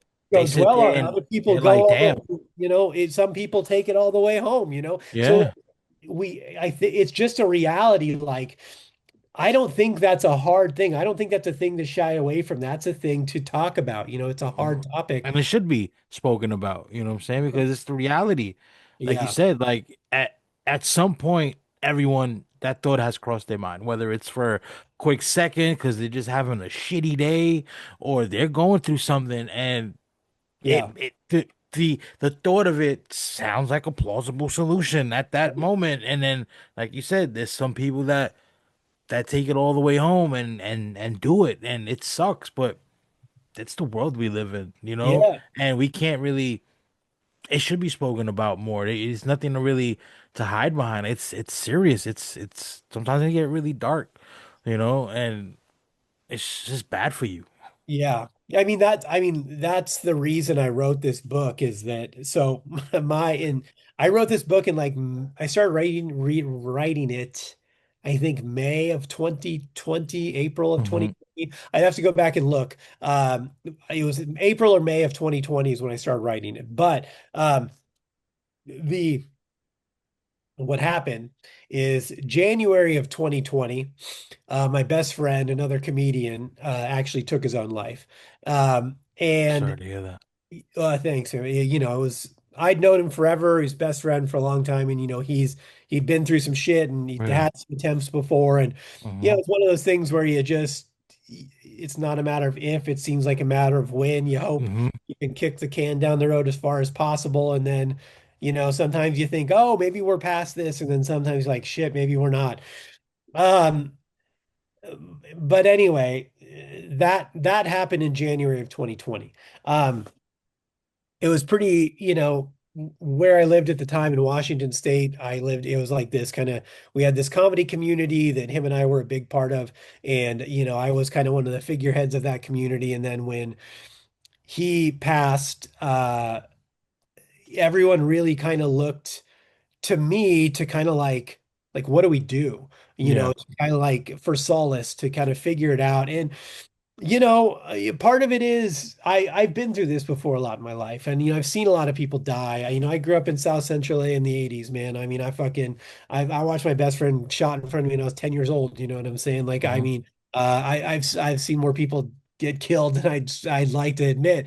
Um, so like for better or worse, I guess I'm like more equipped to deal with it. Yeah. Because we're so used to it, In which, having that as something we experience growing up as a kid. It stays with us till yeah. sadly it's kind of like a norm, you know? Right. Yeah, it shouldn't be, and it makes you feel numb, and it makes you Yeah. feel like, man, I wish I wish I felt more about. Not that I didn't feel that I felt a lot. I felt a lot about it, but also you learn how to not let yourself feel about it. Like, Yeah.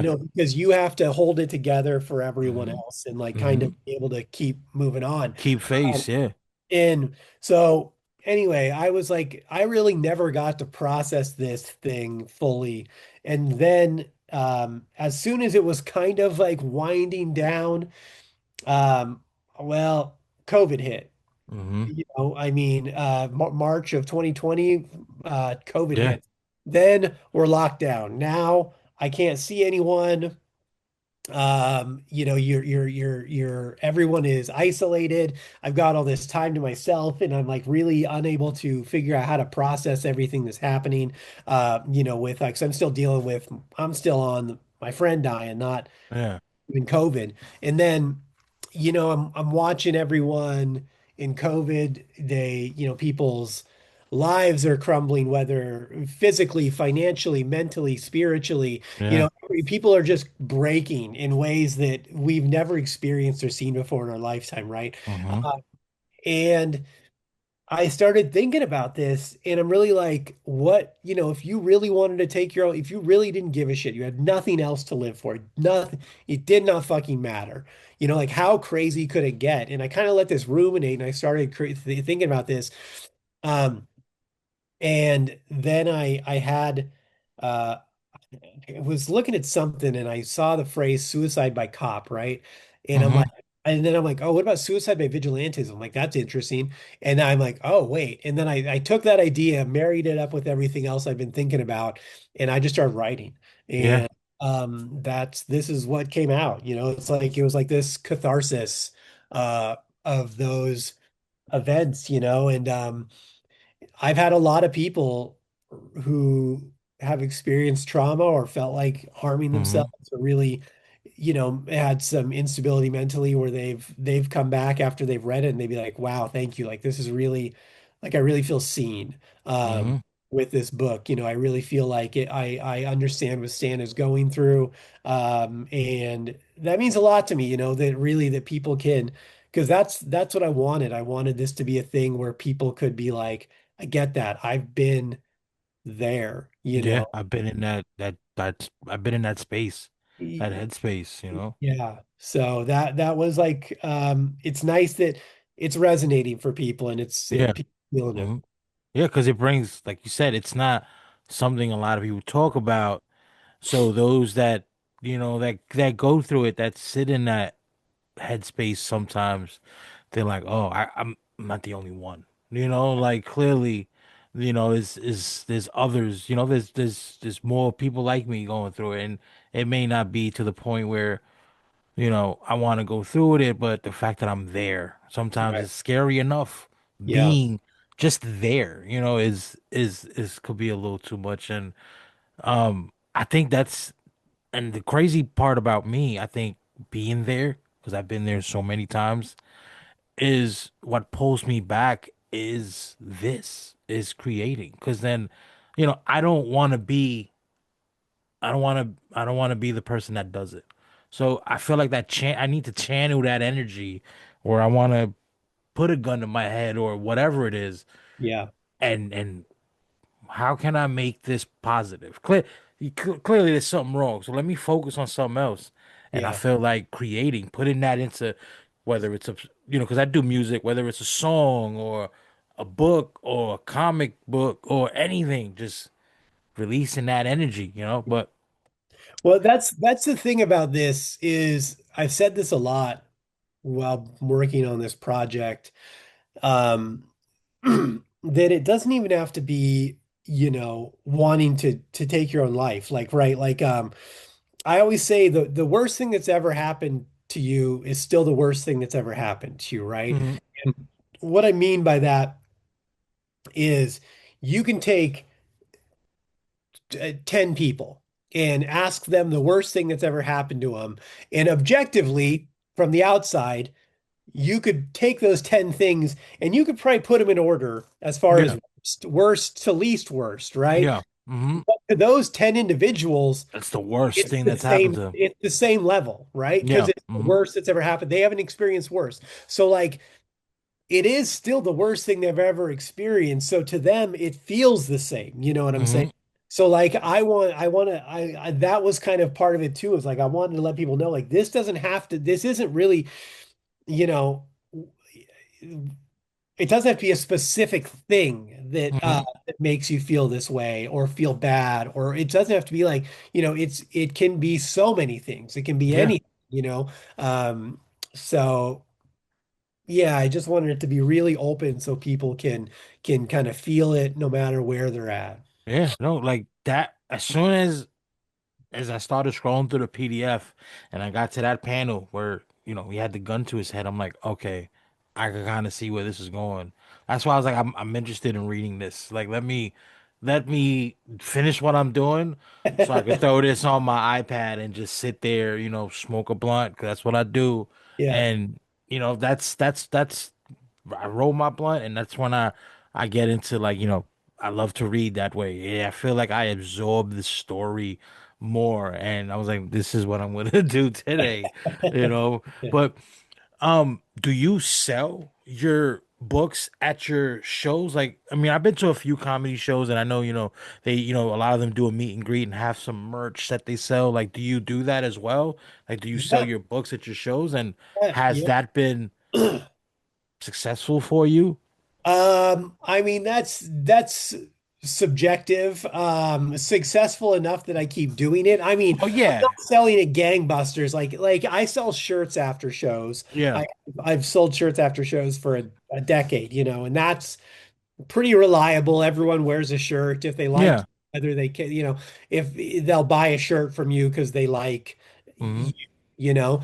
The comic book is a little more laser specific.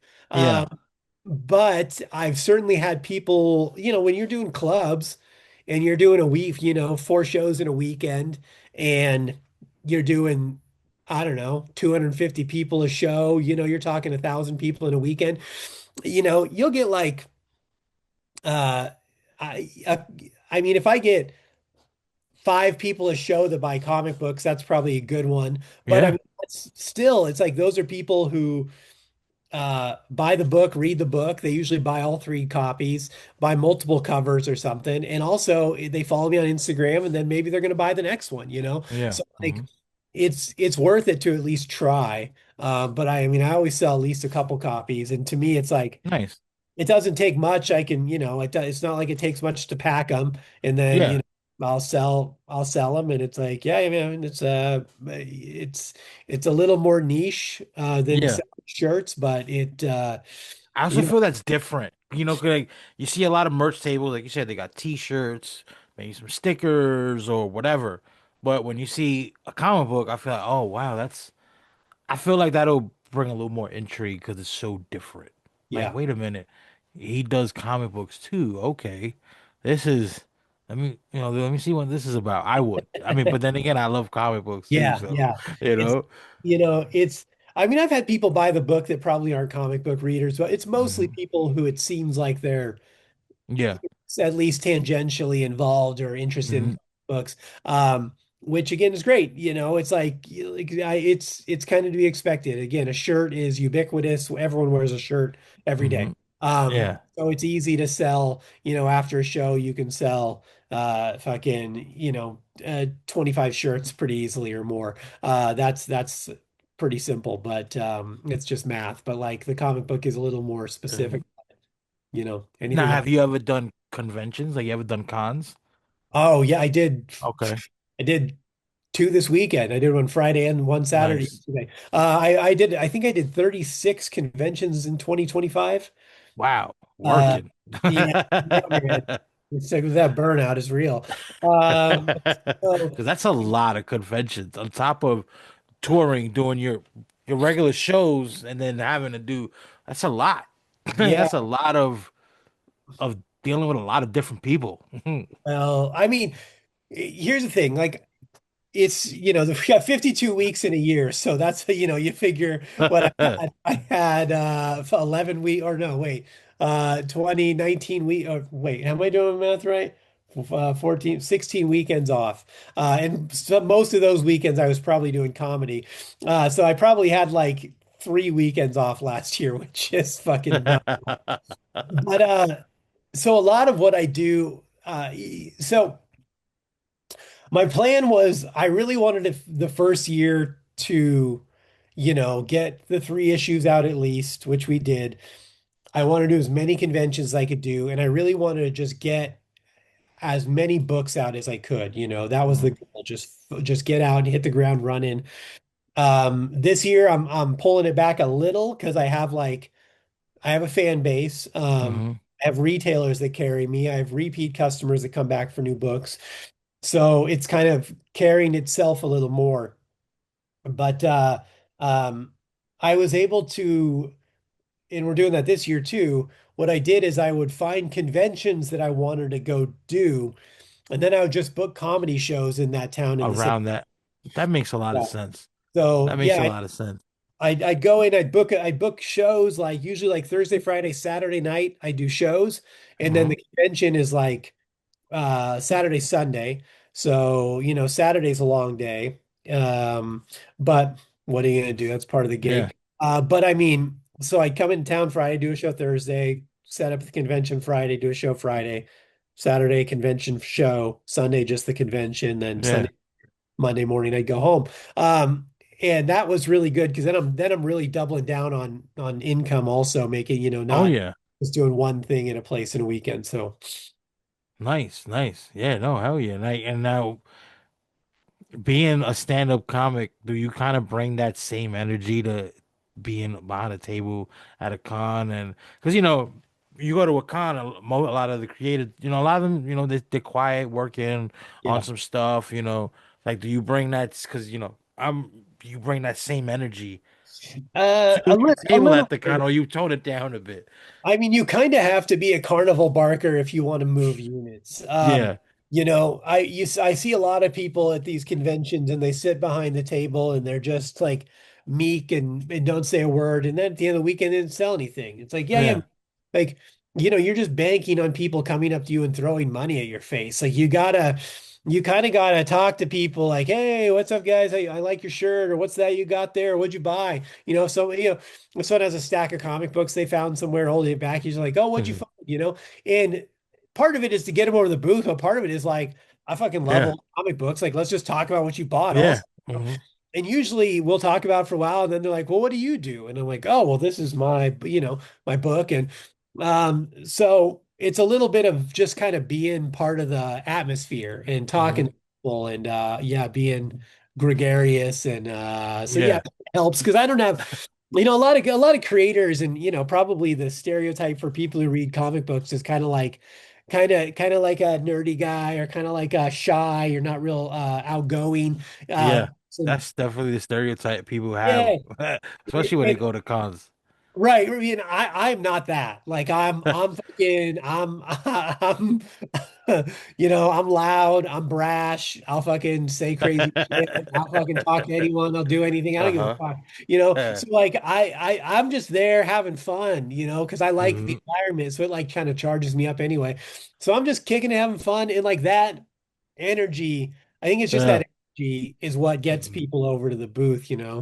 Yeah, I'm the same way. Like I'm so used to being on stage where, now that I'm just doing conventions, I still have that energy. I'm a character, like I'm Yeah. on 24 hours a day. Like I try to sit there behind the table. I can't. I need to be out Yeah. and about. Hey, look what I got. Come check this out. You know what I'm saying? Like you want to see something dope? Come to my table. Like a table. Oh, you make comic books? I do a lot of things, but today I'm doing comic books. Yeah. And I remember the first time I was at a booth, I didn't have any, I was becoming a creator. I was when a story was still being worked on. I was at a booth with Indiana. I think it was IndieCon with Comics Elite. Um and Sean, he's my homeboy, that's my brother. And he was like, "Yo, come up to the con and we'll hang out and da da da." And then I got to sit back there and and I'm being the Comics Elite cheerleader for the day. Yo, look what we got. Look, and he had my homeboy Ryan Kincaid with him. Doing Oh he yeah. had some variants with him. I Wow. love that dude. I love him. And then he was like, "Yo, Mal, you got a lot of energy, don't you?" I'm like, yeah, because he's sitting there doing some sketch covers, and I'm just like, yo, check out my boy. Like, yeah. I'm just all over the place, and he's like, you gotta tone it down a bit. I'm like, I can't. I'm just, this is me 24 hours a day, man. Like, Yeah. you gotta see me at home alone. I'm like, hey, with the amount of weed I smoke, I should be a little more calm and relaxed. Yeah, And I'm yeah. like, no, Yeah, you they're got to like, get on that indica, man. yeah, no. I need to. I can't be slouched.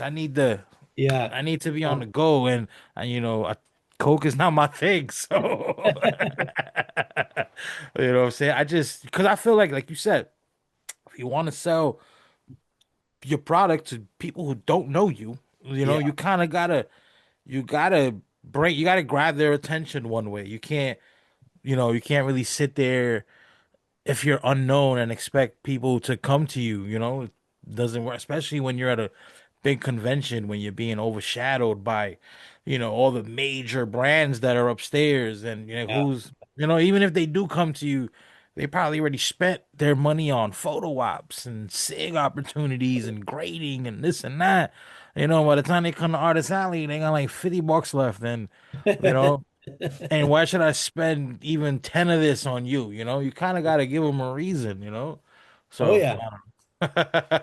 Yeah, you man. know, It's I part of the always try shtick. to stay on. Yeah, you gotta, for lack of a better word, you gotta sell yourself. Yeah. You know, you gotta sell yourself because, like you said earlier, people invest in you. They buy your books, because they're invested in you and the creator and the artist, because they love your comedy. Oh man, if he funny as hell. Oh, he's making comic books. Oh man, this is completely different, but yo, it's just as dope.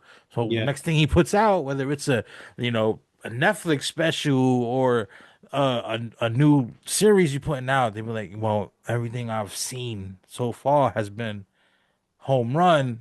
Now everything he puts out, I'm just with it because what I'm just a fan, I'm a fan of his, not the comedy or the comic. I'm a fan of his, and I think that's what it's all about, because when they like you, they like everything you put out. You could put out crap and they're gonna like it. Yeah. They'll at least support it. you know. Now transitioning over to comics and looking for artists and helping, finding a team that is gonna bring your vision to life. How was that experience? Um, not bad actually, for me. I can imagine. That's why I'm like, okay, if it didn't go as bad, I'm interested in your story because Yeah, you got a lot of horror stories on this side. I can imagine it can be a nightmare, right? Like, Oh, I mean, I'm in enough Facebook comic book indie comic creator groups. I've met enough creators. I know, like, I get it. I can see how it could be a nightmare. But here's a couple things that I was really, um, I'm I'm very discerning, and I knew what I wanted. hmm Very specifically, I knew what I wanted. I knew I wanted the book to look. I knew the style I wanted it to be in. I knew, I wanted a neo-noir feel. I knew the way I wanted it to be colored. hmm I I mean, everything. Like this is not me comparing myself to Alan Moore as a writer, but when people ask my writing style, I'm like, it is more like that. Like I am so specific with hmm scenes. I mean, I do thumbnails even in rough breakdowns for my artists to give an idea of like how the pages should be laid out. I'm very specific because I have a way I want to look. So, I just put out very simply, and also I produce comedy shows. I produced a lot of things. I've managed people. Like hmm I was very specific when I asked. I'm like, I'm doing a comic book. It's a neo-noir feel, darker, grittier, urban comic book.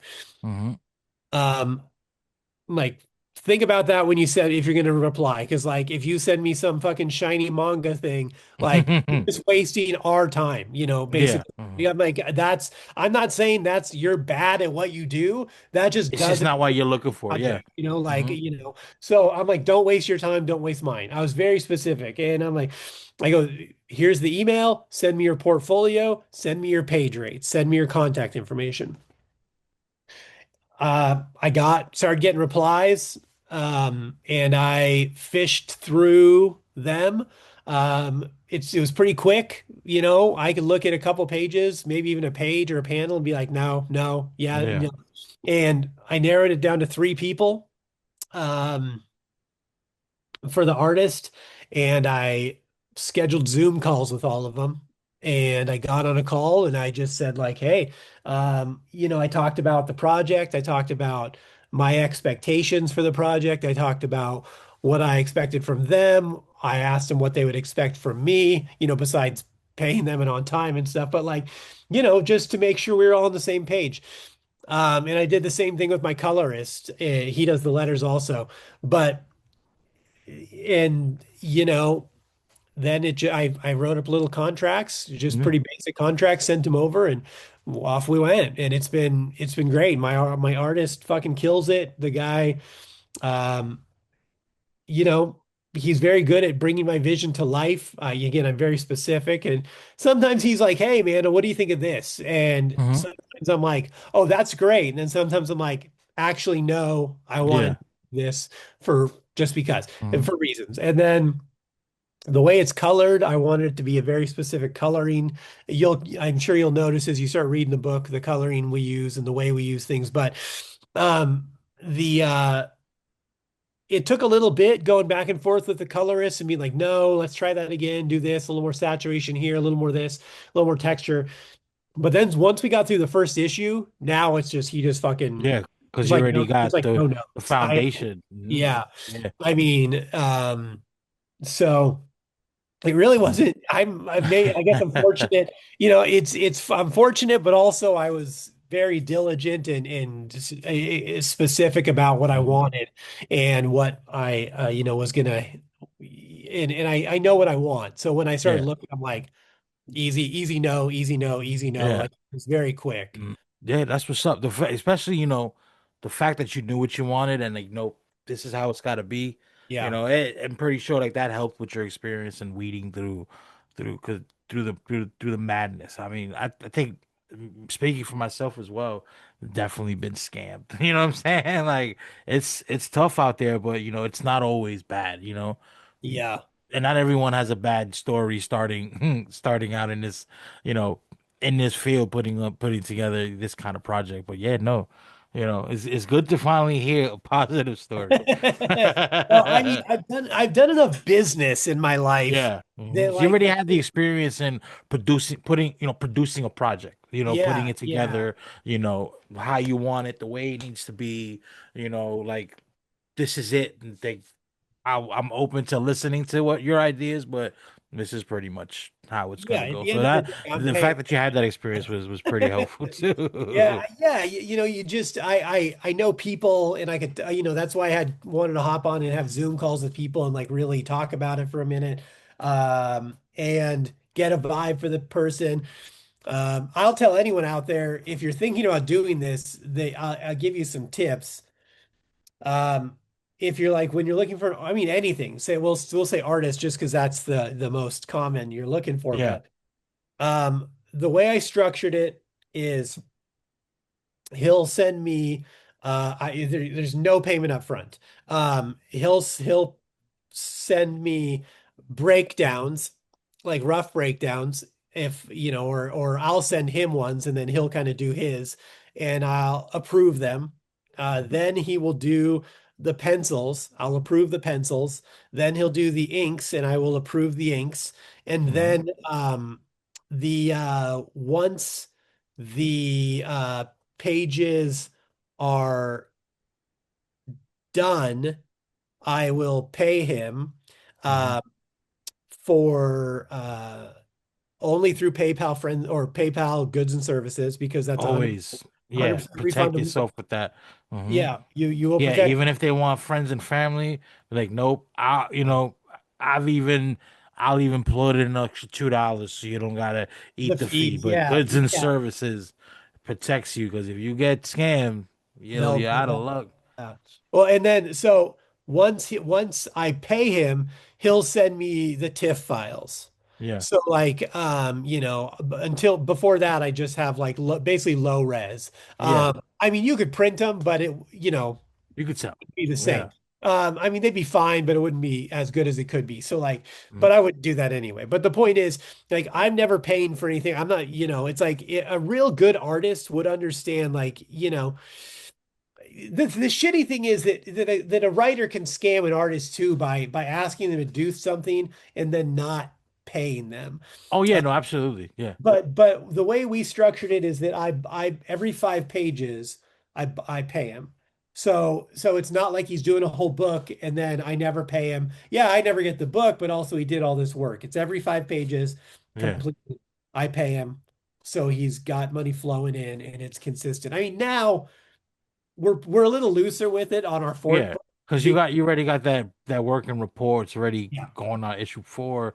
You already know how he knows you're good for it. You knows he's good for right. it. So, Yeah. a lot of that goes out the window now.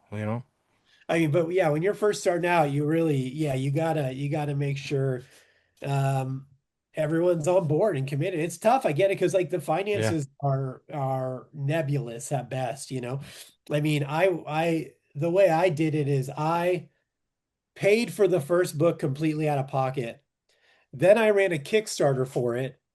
Um, but basically, I just used that money to print the book for the people who bought it, and then I rolled all the money into making number two.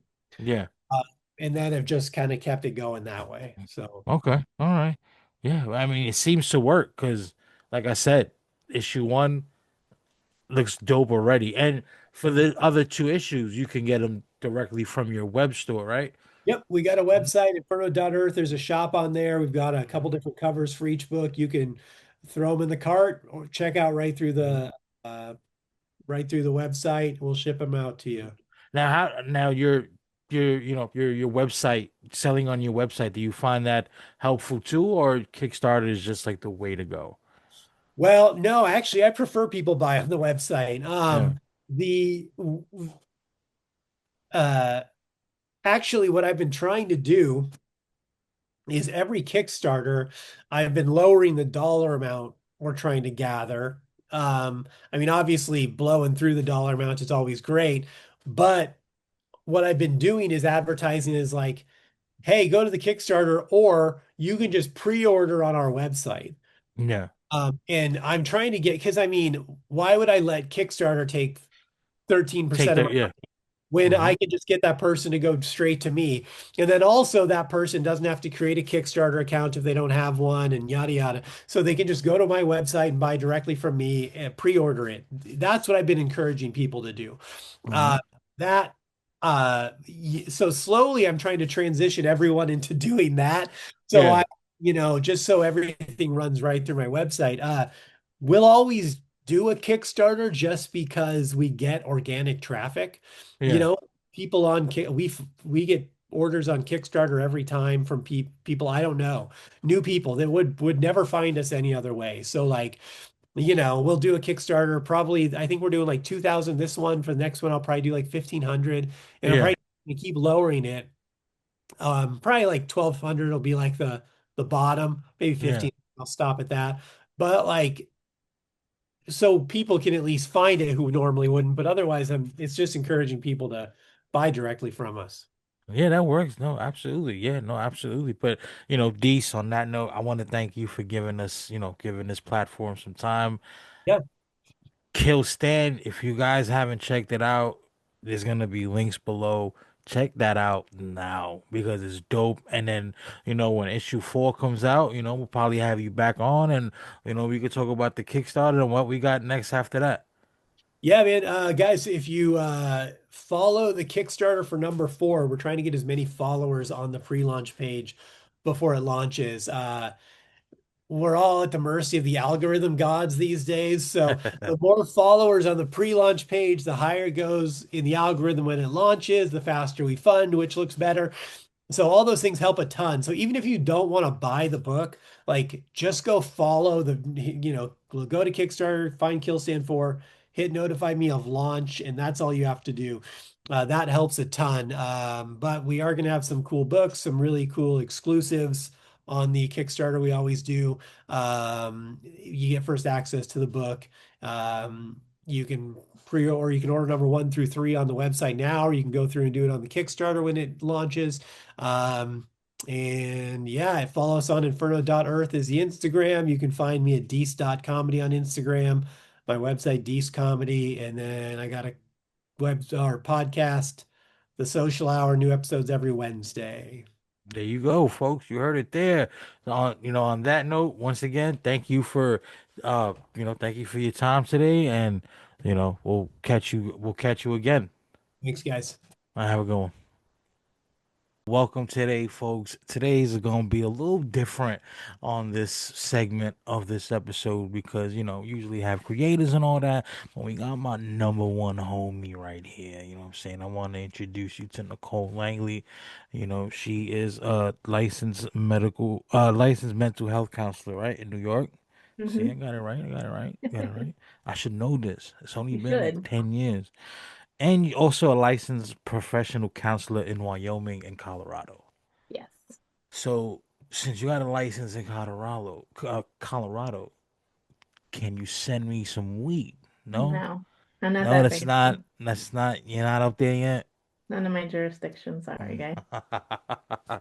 Well, the reason, I decided to, bring Nicole on, we were having this conversation and it actually came up in other interviews, not in just this podcast, but throughout the community on Facebook as well. We talk about mental health, you know what I'm saying? So Mhm. we're not gonna sit here and have a therapy session, but some signs are good to recognize and you know, she's been there. Shit. I wouldn't be here. Put it this way, I would not be here if she was not around. She influenced me to just think outside the box. Stay alive. And when it came to, yes, because I was at that point with music where I was stuck. I didn't know what to do. I kind of felt like I was getting too old for music. And when we was back at Target back in the day, and I had that little crazy comic book idea, you're like, do it. You know what I'm saying? So you were kind of, with me through that, especially through the many downs that I've had in this journey of being a creator, especially in comic books and stuff like that. But before we go on, just tell me a little bit, tell us a little bit about you, about what, your qualifications. Yeah, sure. So yeah, thanks for having me. I am, like you said, a licensed mental health counselor in the state of New York and also a licensed professional counselor in Wyoming and Colorado. So that does not allow me to prescribe anything. It See, basically just means I'm a provider of therapy. Um, weed is therapy. It's very for some therapeutic. people, it sure is. Yeah. It's very therapeutic. I'm more on the proponent of talk therapy. I think it's really great for people, regardless of what they're going through, just to get their stuff out. I think a lot of us get in our heads a lot, stay stuck in our heads, Hmm. and then Hmm. it can cause more problems. It can complicate problems. So my thoughts on therapy are really it's just a good platform just to vent a lot of the time. It doesn't have to be anything dramatic or serious or crazy. And I think really everybody in the world at any time can benefit from it. Oh yeah, absolutely. And it gets it gets a little crazy when we're sitting down and trying to dig into our brains to come up with the next, just putting a project together, um, especially going through it, and a Mhm. couple things. Hold on, let me shut off the phone because crazy people are calling me. But anyway, I'll give them a number. no, but you're not a really you're not a creator, so it's a little different. But you are very arts and craftsy. You know what I'm saying? I think you've got more arts and crafts stuff in your house than most schools. Thank you. But cause I've always, especially you've told me a few times, that was always kind of like an outlet. Mhm. You've always been a hustler. Mhm. You would be looking for a job while working three other jobs. You know what I'm saying? Yeah. So, burnout and things like that, I'm pretty sure you're very familiar with it. But from your professional perspective, what makes creative work more emotionally, different from other types of work? Yeah. Putting together these projects opposed to, the regular daily grind of sitting in an office or Mhm. working with customers and clients and things like that. I think creators and artists are ability, like they're putting themselves out there for the world to see in a way that, other folks in other industries don't necessarily have to, right? So you like working in retail, you can go to work and kind of put on an act of like, I'm happy, things are good, like this is what it is, and it could be a show, and you clock out at 5 o'clock and go home and things are not fine, Mm-hmm. right? And I think a lot of people do that in life and in careers and in social interactions with family. But when you have a creator or an artist, they're, putting work out, whether it's comics or music or, paintings and drawings, there's a real sense of emotion that goes into it because a lot of the times you guys don't necessarily just think of these things, you know, in the shower one day. They're things you've Sometimes. been through. Right, but Sometimes. it's based on something you've been through or experienced or seen. Hmm. Um, and then you're, kind of turning that around and putting it out in a story or a song for all the world to see. And then there's, it kind of opens you up to criticism. It opens you Mm-hmm. up to just that vulnerability. Mm-hmm. Mm-hmm. Yeah, definitely. Like, one thing I know I do, I've spoken to a bunch of musicians and artists and painters and everything else, you know what I'm saying? And a lot of similar response I get is, they always put a little bit of themselves into their projects. You could, hold on a second. Everybody puts a little bit of themselves into a project, like, is that a reason like a lot of us tend to kind of push back a little bit, especially when, we're afraid of getting that things don't go our way, Hmm. people not really liking it, that criticism sometimes, because even doing this podcast, I'm so used to being out and about. I've performed in front of so many people, but when I came to the comic scene and just being more one-on-one with people, Hmm. we're getting anxiety. Like, oh my God. Like, even today I was Hmm. like, oh my God. Every day before I interview somebody, I'm like, oh my God, am I gonna do right? Is this gonna be good? Like, I start to kind of doubt myself, even though I know I'm a people person. I could easily gather a conversation. Hmm. Like, what do you think about that? Like, why does that tend to fuck with us a little more extra? You Hmm. know? I mean, I think in part it's that vulnerability piece, right? Like you're putting yourself out there and then that opens it up to people saying, well, this isn't good, this sucks. And then, okay, well, now am I a bad person? Like, do I suck?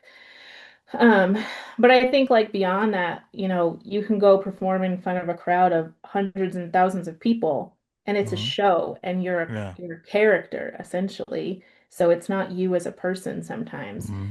And there's potentially a little bit of separation there, but then at the end of the day too, like you are that person, you become that person, Hmm. right? Like you are Malice, Mal, whatever you want to call it, because we don't use your government name.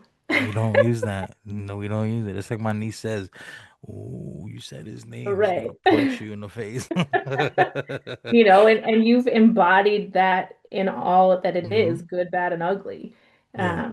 And you can kind of separate yourself or create yourself in a way, but at the end of the day, that's still you. Like Hmm. regardless of what name you go by, or if you have like a ghostwriter writing your stuff or anything like that, like it's still you and you're putting Hmm. yourself out there, and it's a really vulnerable thing to do. Yeah, no, yeah, you're right. Like I like to put a little bit of my story into everything. Like Chaos Theory, Chronicles of Malo and Cramp. You know what I'm saying? I like to put a little bit of that little Mhm. Latin spice, that little ghetto-ness into Right. my my my creations. But I also feel like I I carry a bigger burden because I at the same time like I'm in love with two cultures, man, hip hop and comic books, and I'm just on the verge of trying to do. I'm not gonna say the impossible because anything is possible, but trying to bring those two together it's definitely overwhelming, and I'm starting to Mhm. kind of feel like I don't know if it's burnout Yeah. or maybe I'm just tired or I don't know. Like, what do you think is the difference between like I don't know if I'm burned out or I'm just overworked, I'm tired, Right. maybe I'm just I don't know what's the next step. Like, Mhm. you know, what should I look out for when it comes to, burnout, especially burnout, because we know that could be bad. Yeah. Yeah. I mean, and I think people can burn out in all sorts of fields, not even just the creative world, but I Yeah. think especially for creators and artists, it's probably a lot easier because you're doing this all day, every day in some Hmm. aspects, right? Like you're always thinking about the next project, you're always thinking about the last project that just dropped. And at some point, there's no break. You can't leave work at 5 o'clock and go home because Yeah. work is always working. Hmm. Um, I think like when you're thinking about like, well, am I tired? Am I burnt out? Like, am I just having like a creative block? It really comes down to like, what does that recovery look like? Can Hmm. you take a week off and rest and recover and go sit on the beach somewhere and feel great and come back and be like, I'm ready to go? Hmm. Or do you do that and you come back and you're like, fuck, I still don't want to do this, Yeah. So what and then should we it's more do so when like, when we're getting on when we feel like that? Like you said, we step away, we go for a walk, smoke break, right, watch a movie. Like, even if that don't work, like, mhm, like, what's going on? yeah. I mean, I think sometimes for a lot of people, it's you really do have to take like a full break from it.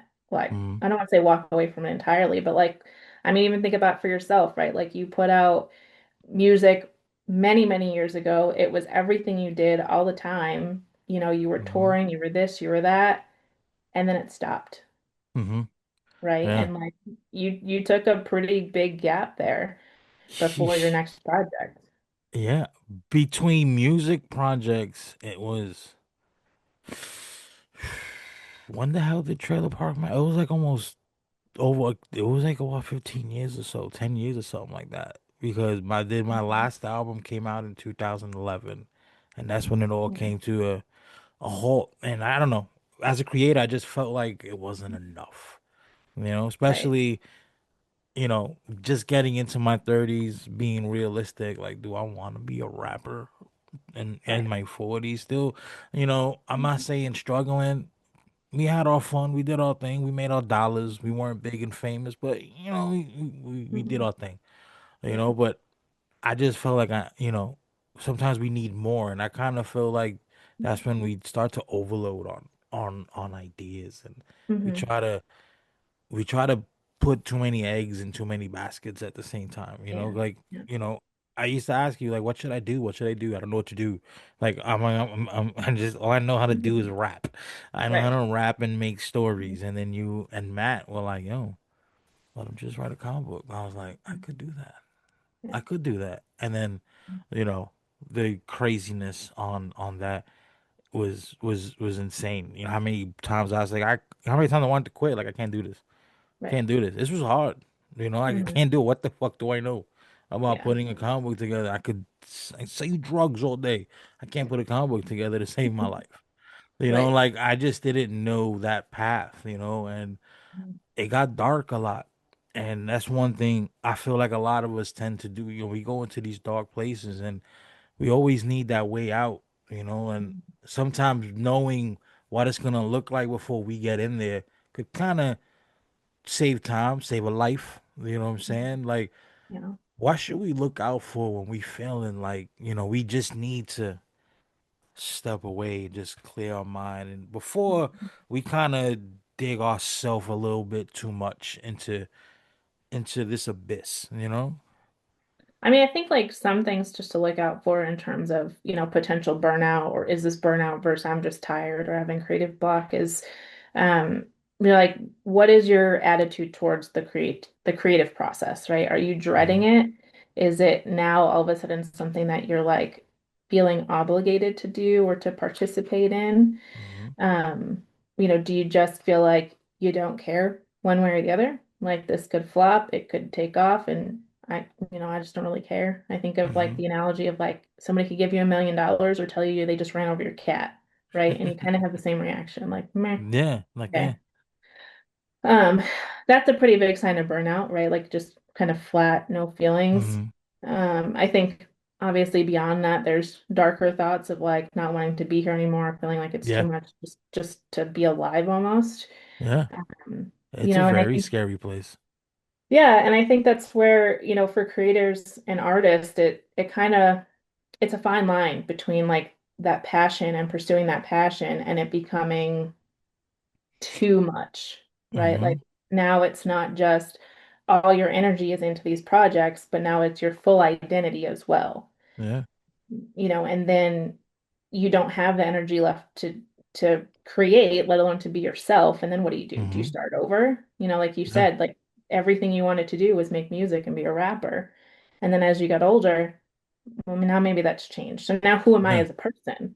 Yeah. And it Yeah. can bring a lot of like mood swings is not probably the right way to put it, but like a lot of emotional fluctuation. Yeah. I feel like I suffered a massive identity crisis. And it's Hmm. not because Yeah. I don't know who I am. I know exactly who I am, but Right. what I can be. You know what I'm saying? It was more Mhm. of what was next, and I didn't know what was next, because, where I come from, thinking about being a comic book creator or things like that, it wasn't really, especially when at my age growing up, that wasn't a thing. It wasn't, Mhm. it was either you went to, you either went to military, you went to college, went to work, or you hustle. That's it. Hmm. It was Yeah. we weren't really sitting down and, you know, shit like that. You know what I'm saying? And I chose to hustle, work and hustle. So when it came to doing something different outside of my norm and out my world, I was like, I don't, what if I don't fit in? You Hmm. know, and fitting in and, not feeling good enough too. Like, it's a shitty feeling, you know what I'm saying? And Yeah. I feel like being a creator, we take that a little more personal. We put up a post of a, you Mhm. know, a cover that we're working on, or some of the internal pages, and you're gonna get some love. Oh, that's cool, that's dope, that's great. And you got that one person where it's like, oh, this is whack, this is shit. And I Mhm. feel like we'll take that one comment Oh to the yeah. heart, and I feel Mhm. like that's where it could get dark. You know what I'm saying? Like, Yeah. Hmm. and And when the we do, comparison piece too of, yeah, everybody's, you see all these people who are like overnight internet sensations off of like one song or, yeah, one clip or whatever. And then it's like, well, why can't I do that? What's wrong with yeah, me? Why am I not being successful like that? And I mean, you've seen a lot of artists in the last couple of years with like TikTok and Instagram and stuff like that, like they do cover songs and now all of a sudden they're like, record like have record deals and they're touring yeah, and all this stuff. And it's like, mm-hmm, damn, okay, like you've been in this game for a while and then like you're not blowing up on TikTok. Like, what's wrong with me? yeah, Uh, and that can really get to somebody. I mean, it gets to people even outside the creative world. Social media mm-hmm. can be a really big source of anxiety, stress. It can really mess with people's heads. Oh, absolutely. This has not been a, it's not been a, I've, don't get me wrong, I've had tons of fun. I've met great people. I mean, I've had a lot of fun, but mentally, it's a shit show. It's Oh a shit yeah. show, you know what I'm saying? Mhm. Because, like I said, not feeling good enough could Right. suck. We a lot of us that are doing this, we work, we got life, we got bills, we got Mhm. families, we got this, we got life, we got everything, and this is whatever little spare time we could carve out each day or week, we kind of put our all into this, you know what I'm saying? So Mhm. not feeling good enough is a huge deterrent. And when we feel like that, like what kind of advice you would have for someone just when they start to get into that headspace, you know what I'm saying? Yeah. Before they're there, like once they kind of see that coming, like Mhm. what would you say to that? I mean, I think that's really where like having a good support system comes into place. Having that support system before to that point, Mm-hmm. surrounding yourself with people who are going to know when that shift starts to happen if you don't know. Yeah. And really like people who can call you on it and that you will respect them for it. Mm-hmm. Because a lot of times you can see it in people before they see it in themselves. Mm-hmm. Whether it's like a shift in mood, shift in attitude, even their tone of voice. But I think on the other side of that too, a lot of people are really good actors, right? And Yeah. like they put on a face and they go to work and everything's great and happy and whatever. And really like inside they're like, this sucks. I want to die. Yeah. Yeah. It's sometimes it's hard to show that pain, Hmm. and Being or vulnerable. just yeah, just to show that vulnerability sometimes is it just be just too difficult. You know what I'm saying? You've Hmm. seen it. I mean, didn't you slap me one time? I think maybe. I don't. No. No, no, okay, okay. I thought I did. I thought it was you. Mhm. No, but you've seen me like break. You know what I mean? And I've always tried to keep this, this New York machismo going. But we Mhm. break. We got to keep the facade going. And Right. it's really scary. You know what I'm saying? But what I've kind of learned to do, like I tell people, take that negativity and use it. You know what I'm Mhm. saying? Use it. Mhm. It's just, I feel like the more people hate is, this more love they're giving you. I feel like it takes more energy to hate someone than it is to love someone. You know what I'm saying? Like, you know, like when I start to feel, man, I don't know if this project is good, or am I wasting my time? Should I just stop and just stick to working and putting my degree to use? You know what I'm saying? Like, Mhm. is sometimes, even using that and trying to make it into a positive, is that useful? That could be, you Mhm. think that could be a little more dangerous, kind of, like I kind of digging my hole a little bit deeper. Yeah. I mean, I think it depends on how you're using it, right? I think it could be really cathartic for people to be able to work through that dark time. Hmm. But it could also potentially be bad if there's a lot of attention that it garners, right? So like Mhm. if you put out a song about being in a really deep depression and people are like, "Oh my gosh, this is great." Right? Then you're going to be like, "Oh, okay, well now I need to start thinking in that mindset more often and put Mhm. out work that's more aligned with that." That Mhm. could be potentially, not so great for your mental health. Maybe Yeah, it'll yeah. do good for other things, um, Yeah, no, but I it think tends to be bad. too, there's like this idea of like what defines good enough, right? So like the music that you put out versus the music that like I might listen to all the time. They're pretty different, right? Um, Mhm. but it Yeah. doesn't mean that I don't think your music is good. It's stuff that I would not normally listen to. And then so Mhm. people who are listening to your type of music all the time are being more critical of it. They're comparing you to other artists. They're, Yeah. well, he's not as popular as this guy, or, oh, that song sounds Mhm. way better than this other person. So then there's a matter of like, okay, well, then what's the rating? Like, there's no standard of good enough other than Mhm. like, the Billboard charts basically, but that's Mhm. arbitrary.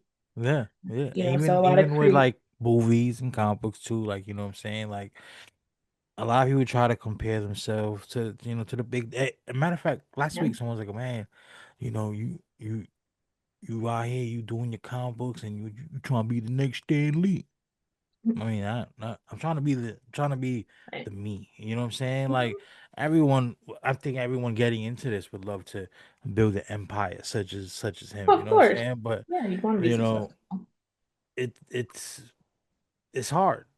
Sometimes lightning, like you said, like you go out, all these social media artists, or not even artists, not even call them artists. They don't allow them to deserve that People. term, but Yeah. they'll put something dumb out, goes viral. Next thing you Yeah. know, they got a $50 million deal, some wild shit, Mhm. and then 5 years later, they're like homeless and on drugs. You know what I'm saying? Like, Yeah, it happens.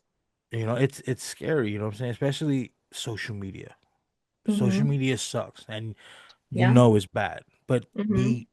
we need to be on there more. We're creating. We need to build our platform, and Hmm. that's harder because that's where a lot of the "am I good enough," the Right. criticism, and Yeah. that's And where a then lot of that comes into play. it comes down to how many likes, how many shares, how many views, Uh-huh. and while they are a number, I don't think it's a full picture either. You know what I'm saying? There's times I wake up in the middle of the night just to see how many did I get any comments or Mhm. likes. So Right. it's just crazy. You know what I'm Hmm. saying? And Yeah. it can't be good for mental health. It can't be. Right. Yeah. Having to spend just being on it every day is bad, but knowing you kind of need it.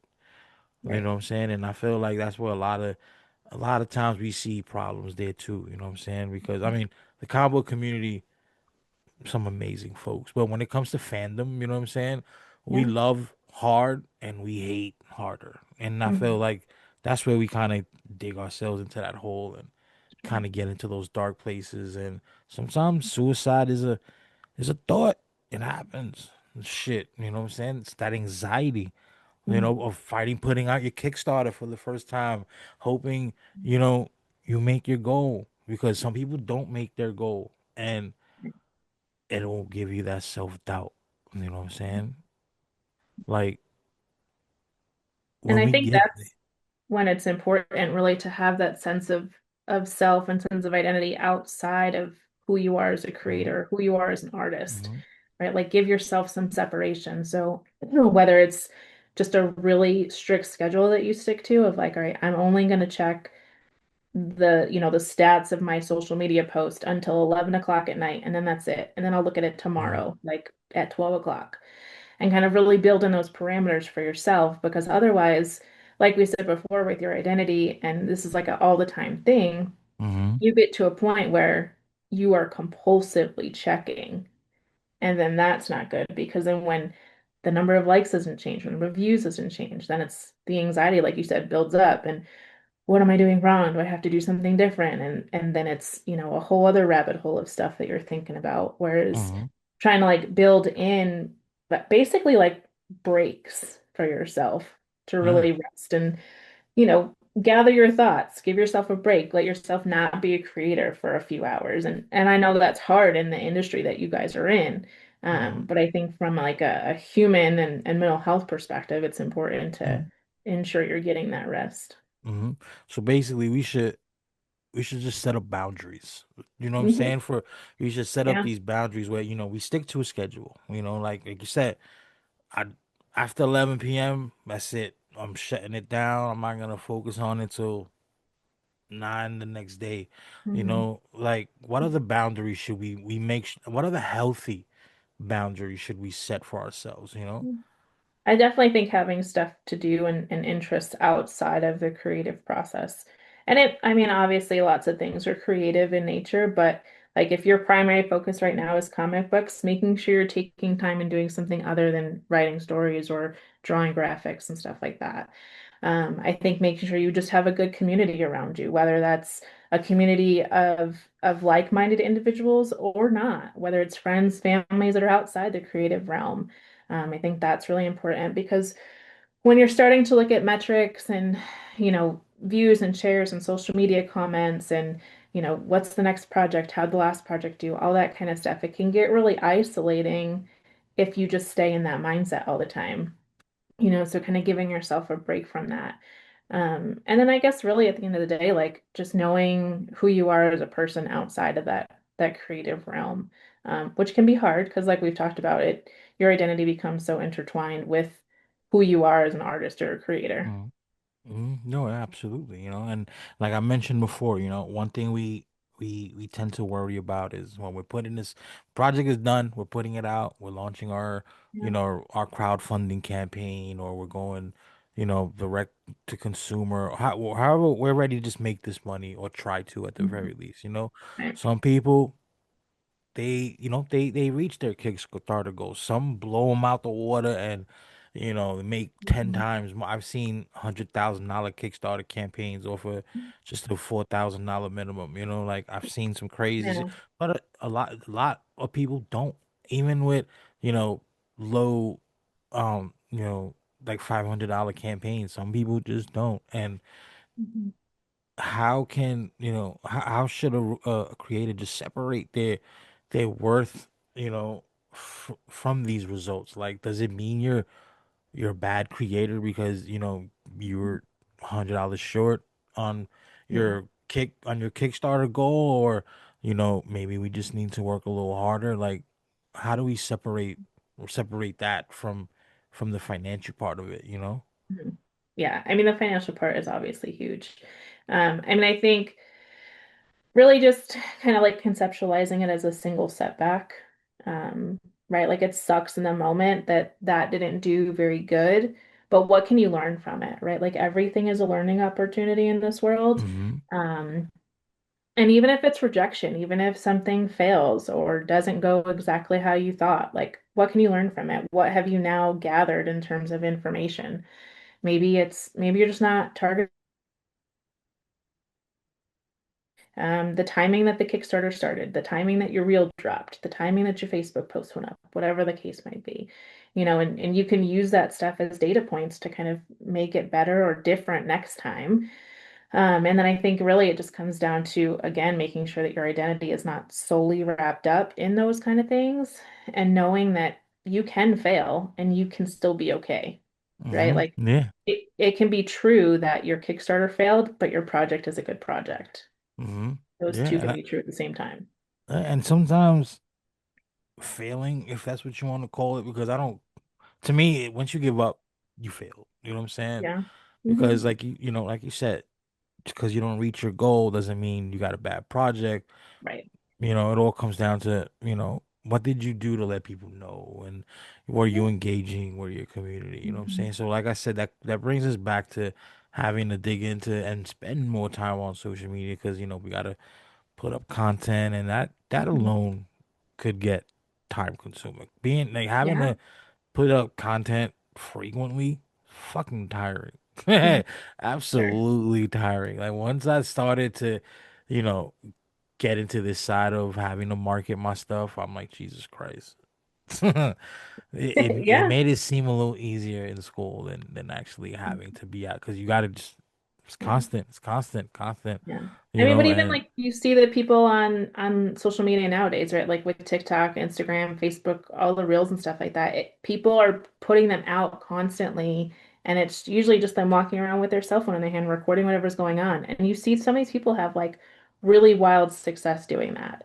mhm. But they're like few and far Far between. between if Yeah, you really exactly. stop and think about it. But Hmm. people are seeing that and going, "Oh, well, she I did could it, do. he did it, I could do that. Like it's easy." And it's not, right? And then Hmm. then you start to feel some type of way about like, well, why isn't it working for me? And that can start to lead to the depression and the anxiety and then like, well, maybe I should just give up and I don't want to do this. And then you feel like a failure, even though, like you said, it's not a failure Hmm. unless you totally walk away and give up and you're out of it. But in that moment, it probably feels like it's a failure. Hmm. Yeah, yeah, no. Yeah, it it definitely does. Because I mean, I've been fortunate so far that you know I was able to make a profit with my comics, but even now, I still get anxiety. Like I've got a couple projects out that I'm currently working on. My card game, I swear to God, this is the most anxiety riddled thing I've ever had to work on Mhm. because I feel like the that market is a little different. Like I've been tapping into several markets. Music is different. I'm the kind of shit I'm used to. The comic Mhm. books was a little different, but trading card games is. I swear, I'm probably gonna call you like another 10 times, crying hysterically, just to Okay. prepare because I'm in beta testing now. So Charge I'm def. $165 an hour. I'll bill you. Nah. No, no, no, no, no, no. Listen, I made you a character in my comic book. It's You're free. welcome. you know, but But she'll never with know. that, I like to work on a lot of projects. I like to keep my mind busy. Is that healthy? Like I know Yeah. staying busy is good, but Mhm. too busy is that healthy? Because maybe that I feel like that kind of brings it back to getting burned out and Mhm. getting tired. Like Yeah. is it healthy to obsess over over your own shit? I think there's a line for sure. Mhm. I mean, I think staying busy is definitely a coping tool for a lot of people. For a lot of us, it just is easier to just keep going and doing and not stop and think. We're creator or not creator. But I do think that there's a line where, you become so hyper focused on putting out a project or multiple projects even that the obsession does become unhealthy. And usually we see a lot with people with OCD. It's a form of anxiety, right? So Mhm. if you're obsessing over a project, you might not feel anxious about it, but from a clinical standpoint, it is anxiety, right? And then how sustainable is that? Like, can Mhm. you pour your all and like 23 and a half hours a day into a project for 2 weeks? Probably. But then at some point, like you're done. Like you're just gonna crash, and it's not probably gonna be a good look for anybody. And trying to find a way to balance that with, you know, being very obsessive on the project coming out exactly the way that you want it is good to a point. But I'm sure even for yourself, you can look back on the comics you've put out, the songs you've written, and pick them apart Mhm. if you tried. If you continually obsessed about it. So I think at some point it has to be again that break, that hard stop of it is what it is. I'm happy with this. I'm satisfied with it. I'm going to walk away from it because at some point you're just if you don't let it Yeah. be good enough. Yeah, no, you're right. You know what I'm saying? Now, before we wrap things up, oh my God, it looks like my internet connection is acting up, but I think it's fine now. You hear me? Everything's good, right? Mhm. Okay, I'll cut that out. But before we wrap things up, like, is there any advice you have for us creators that, right now we're just feeling a little down and, you know, we just need some words of encouragement. Hmm. I mean, like the age-old adage is like just keep going one day at a time. Well, But I mean, I think really at the end of the day, like do it from a place of passion and desire. Like don't do it out of desperation. Don't do it to, become a multimillionaire, world famous rapper kind of thing, or, the next Stan Lee. Like, do it because this is something you really enjoy. And if you get to that point, great. Like, that's an added bonus. But I think, enjoying the creative process along the way and appreciating it for what it is and not getting wrapped up in the, oh, well, it could be this, it should be that, I want it to be this. Like, it is what it is right now, and that can be okay. It doesn't have to be perfect, but it can still be good, even if you don't have a million likes, even if you don't have a million views, right? Like it's still good work. that's what's up. You see, and those are some gems right there, you know? You know what I'm saying? And, I do want to thank you for joining us today. Yeah, You of course. know, mental health is a serious thing. It's not really spoken about, and sometimes I feel like you just need to put the word out there, man. You gotta look out after yourself. You gotta stay healthy for everyone. Keep putting out the best projects that you can, and keep trucking, man. It's entertainment is shitty. It's fun. We all want the money, but it could be shitty on your head. Just stay focused, Yeah.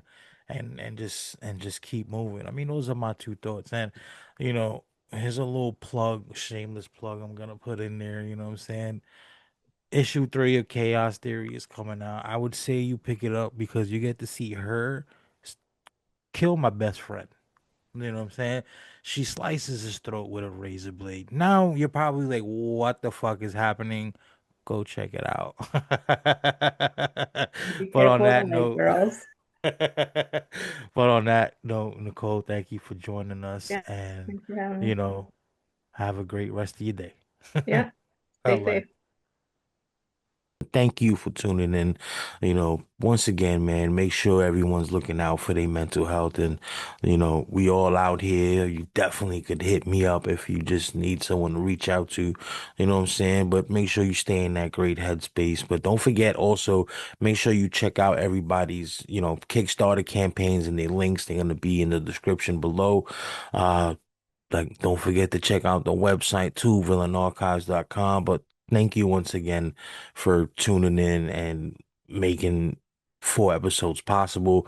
Episode 5 is coming up soon, and that's gonna have a special treat on that. But once again, it is your boy Mal, and I'm out. Bang, bang.